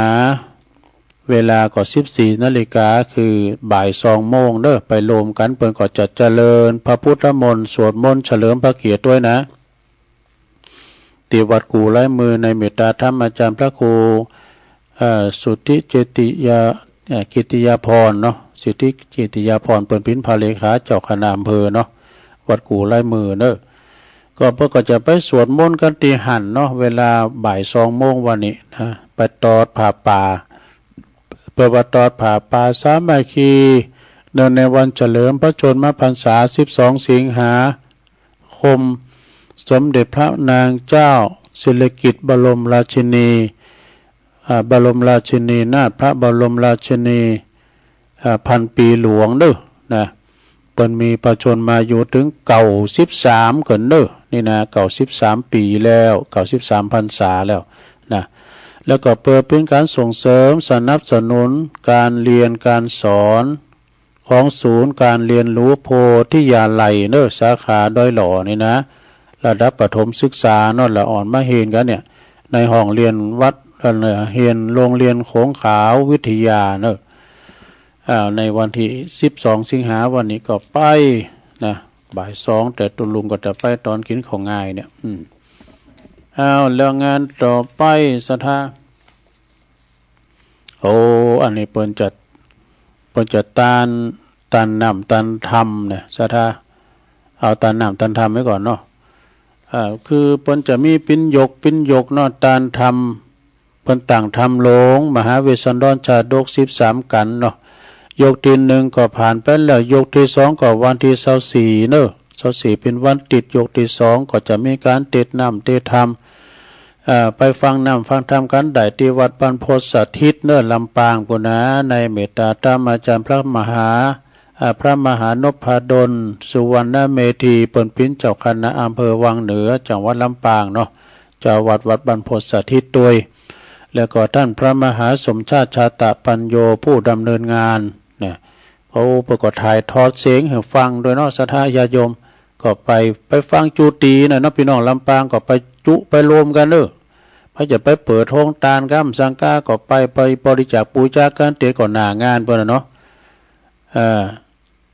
แล้วก็วันที่28ด้วยเนาะ28นะก็ยกสุดท้ายนะยกสุดท้ายเดือนหน้านะ28 กันยายนเนาะแล้วก็ที่แฮมกัมเนี่ยก็ศรัทธาญาโยมเตียนวันพุกเนี่ยกันเนาะเพื่อจะไปตานเตียน13 14 15เดี๋ยวนี้ก็ไปถึงบ้านหุงแล้วก็มาดีเนาะออกรถหมุน4 โมงเลยนะหล่อหมุน4 โมงนี่ เมืองกาญจนบุรีพวกนั้นเก็มข้าวเก็มของเก็มยุกเก็มยาเนอสถาเนอเก็มยุกเก็มยาเตียนจะได้ไปสร้างบุญสร้างกุศลสร้างบารมีรวมกันได้ยินข่าวอาจารย์ว่าได้ขี่รถไฟนะขี่รถไฟทำตัว ก็จะไม่อยู่เก่าวัดก็เข็นเก่าซองไปสถาเนาะเข็นเก่าซองไปตามแต่เจตนาศรัทธาของท่านเนาะตีเปิ่นจะมีการมีงานกันแล้วทำงานหนึ่งนี่ก็ศรัทธาเปิ่นจะมีงานประชุมเพลิงศพของหลวงปู่เฝอปวรธรรมโมหลวงปู่เฝอนี่เปิ่นก็อายุเจริญอายุมาได้88เด้อดูพรรษา13เปิ่นก็บวชใหญ่เนี่ยนะอดีตเป็นเจ้าสำนักสงฆ์ห้วยมะควัดห้วยมะควัดตำบลแม่สอยอำเภอจอมตองเชียงใหม่พุ่นเด้อและปัจจุบันนี้มาเป็นเฒ่าชราภาพแล้วประกอบปิกมาอยู่ที่วัดบ้านเกิดกับไก่กับลูกกับหลานเนาะที่วัดตุนพึ่งตำบลหนองหล่องนี่นะ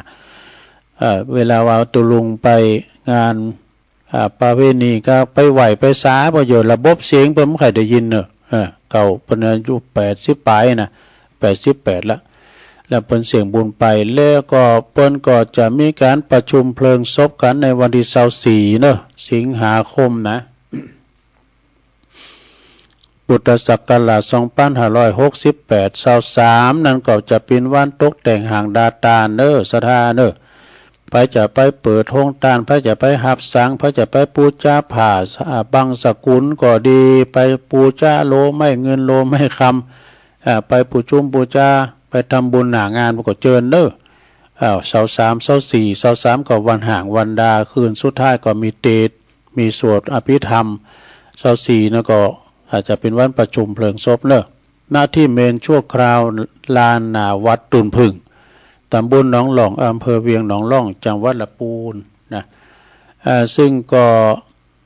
โดยเมตตาธรรมอาจารย์ท่านพระมหาธีรพันธ์ธีรกิติเปิ้นปิ้นประเรียนธรรมเก่าประโยคกันเด้อแล้วก็ปิ้นพระอุปชาโดยปิ้นเจ้าคณะตำบลหนองหล่องเจ้าอาวาสวัดตุนพึ่งผู้ดำเนินงานประธานจัดงานในครั้งนี้โดยเนาะอยู่ใกล้อยู่ไกลอยู่ตั้งใดให้ก็ตามเนาะไปกินแปดตานกันเด้อไปว่าปนว่าปล่อยล่อเนาะปล่อยล่อนี่คุณจันหนักจะหลาย10ปล่อย20ปล่อยมันเต่าปล่อยล่อนะอันนี้ก็ตามแบบฉบับศรัทธาญาติโยมทั้งหลายแต่ไปทำบุญทำกุศลทำบุญทำกุศลงานศพงานสากเพราะว่าศพพี่น้องเจ้าบ้านก็ตามศพคุณติเปิลปิ้นคณะพระสงฆ์ก็ตามเด้อศรัทธาก็ไ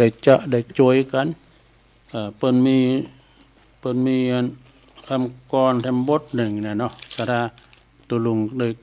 เคยปั่นป้อนหรือว่าเป็นบ้านก้อนเนี่ยได้ยินครูบาอาจารย์ว่าก็ทุกเกิดเก็บว่าเพราะว่าคุณทุกคุณจนคนดีคุณหายก็ตายหมดใหม่ปินดินว่าแม้แต่ตุพระผู้ทะลงศีลยังดับชีวินนอนตายความหนาวังเอาอัญญังปอลุงแม่ป่าแผ่นพระสุธายังมากบ่หินบ่ผาก่อนเตาโหจ้างยังโหดแตกปินห้อยนี่ฮีหาไปเตะบ่ต้องไปคอยเงินของตาดอยเอาไปตัวถึงใด ก็แตกกันเนาะเงินของตาดอยถึงเอาตัวไปมใด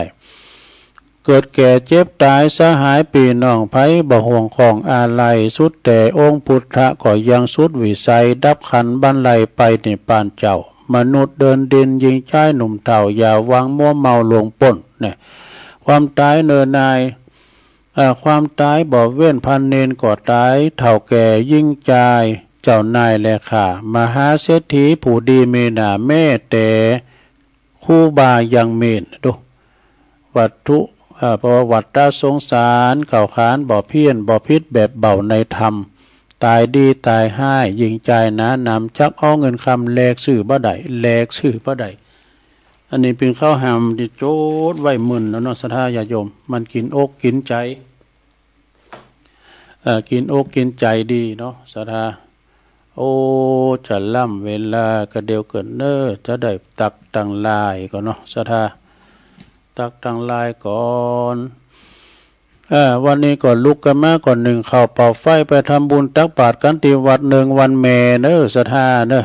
เป็นกำลังใจให้แม่ต่างหลายมีสุขภาพพลานามัยสมบูรณ์แข็งแรงกันเนอหน้าแดงแสงเหออยู่กับลูกกับหลานไปแต่เฮิงเมื่อนานอย่าเจ็บอย่าจนมีสุขภาพรักษาถาดคันไว้ดีๆจะไปมันเจ็บมันปิ่นเนาะศรัทธาเนาะก็มีวัดมณฑาทิพย์58แม่สีทอนจากแม่ของเดียวกันเนอ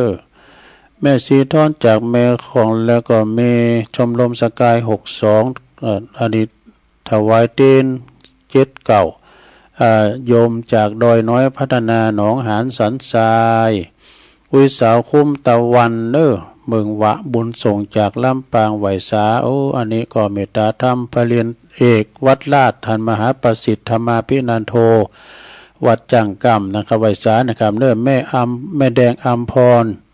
เต็นดอกไม้ฟังอยู่เจ้าโยมยุพินหอมมาลาฟังจากบ้านแม่โยกเนอยงยุทธมณีวันก็ฟังจากบ่อเหี้ยวลำปางเนาะโยมกนกพิชัยนาล้านนาพันจากปุ้นหวยงูในฝางบุญเนาะฟังอยู่แม่ครูธัญญาทองอิ่มจากกลางเวียงเชียงใหม่แม่ศิรินทิบุญเลิศอันนี้ก็ฟังกันอยู่นะเอาประเด็นไล่ตัวลุงหายไปกึ่งหนึ่งเนาะหมู่เป็นอย่างได้นะเหลือกึ่งเดียวหายไปกึ่งหนึ่งแต่ไผมีก็ตักมาก็ได้เด้อตักการ์ตูนมาก็มาถึงโผล่แล้วเนาะเอาละเนาะตอนนี้ก็ได้เวลาตัวลุงก็จะลองเปิดสายสักหน่อยนะโทรเข้ามาแจ้งผลการรับฟังในเบอร์0899555656เนอโทรมารับสายเจริญปอน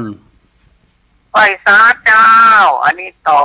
ก้อนเลยวันนี้เป็นก้อนนะเจ้าต่อตุลุงตะกี้นะเจ้าอันนี้สดซิ่งกำลังซับปากกาเนี่ยนะเจ้าพอกับแม่เป็นหมอพอลูกเต่าพ่อแม่เฝ้าดูแลยามป่วยไข้ผู้เจ้าเย็นบ่ว่าเวลาใด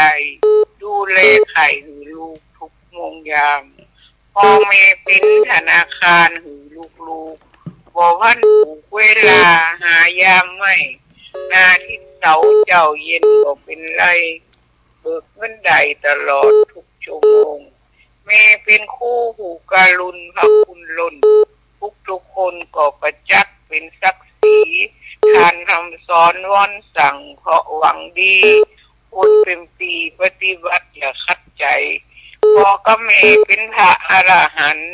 คนกราบการห่มใส่และไหวสาคุณท่าน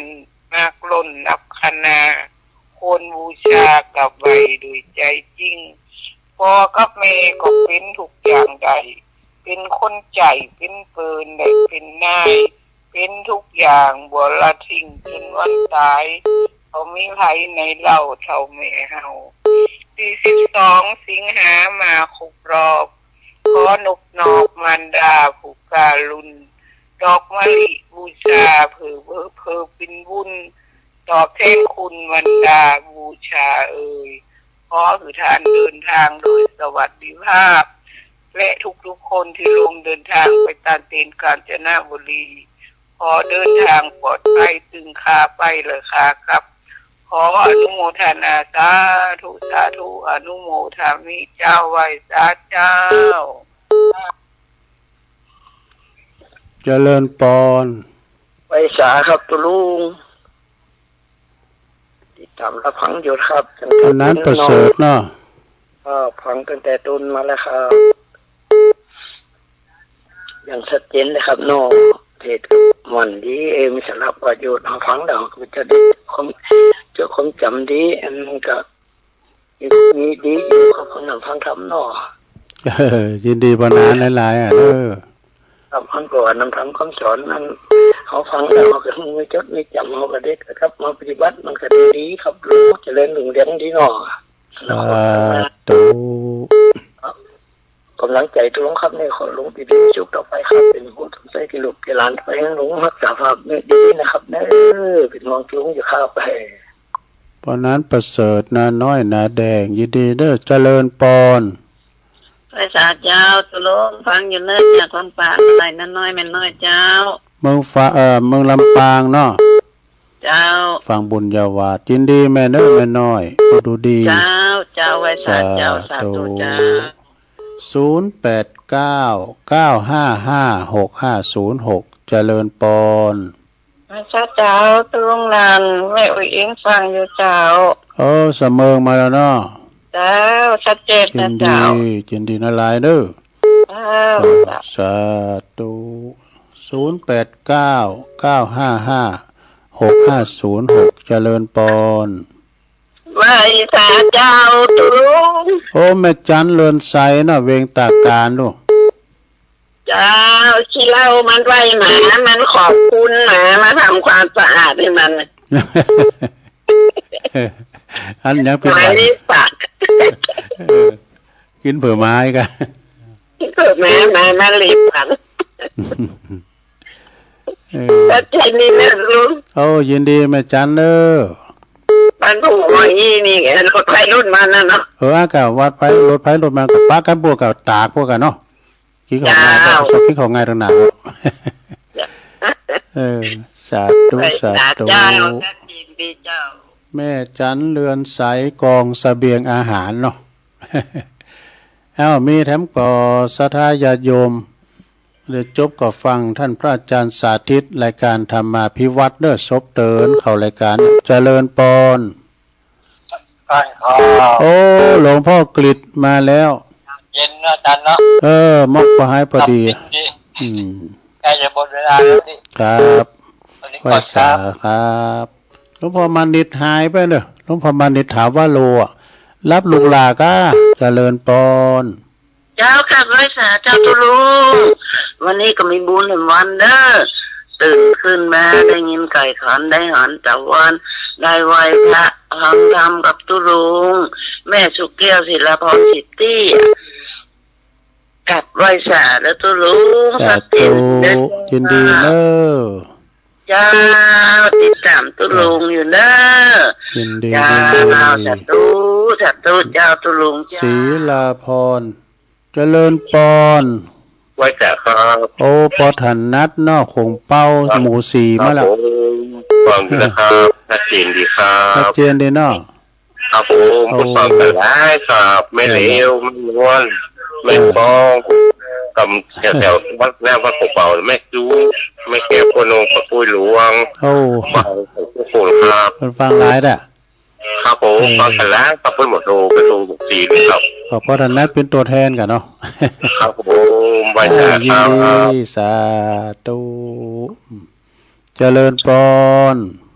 จับไม้สัตว์เจ้าตุลุงแม่ของเนาะแม่สีทองชัดเจนเลยนะเจ้ายินดีเนาะยินดีนักๆเด้อเจ้าไว้สัตว์ตูทำสายเหรอเจริญปอน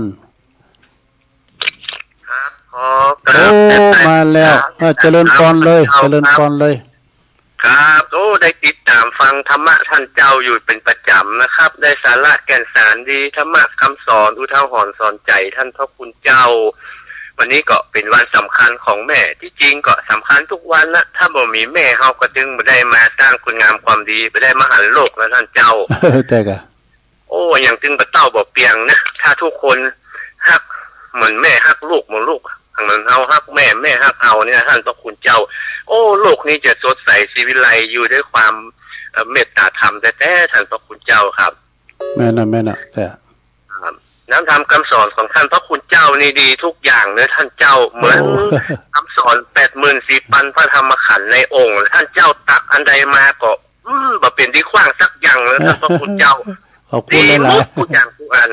ครับขอไหว้ศาลและเมตตาธรรมท่านเจ้านะครับ ได้นำธรรมคำสอนได้พืชประทีปส่องทางเดินแสงสว่างชีวิตนะครับขอไหว้ศาลเจ้าครับ โอ้ขอบคุณปนานหนักๆเด้อเนี่ยมันๆให้เปิ้นมาหยอดหรือตุลุงให้เติงปีย่าหอมเด้อนี่นะเปิ้นอู่โดยใจเปิ้นนะตุลุงก็ติดตามฟังเปิ้นนะกับพระครูไพศาลน่ะ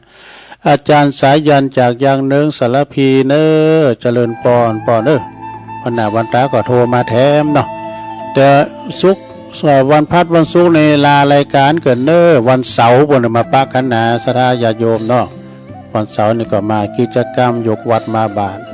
วันพัดวันศุกร์ก็คืนรายการกับสถานีก่อนเนาะอ้าวตุลุงนำรายการจากลาสถาไปก่อนเน้ออยู่ดีมีสุขเหมือนกันกูก็กูคนเน้อจัตตาโลธรรมาวัฏันติอายุวันโนสุขัง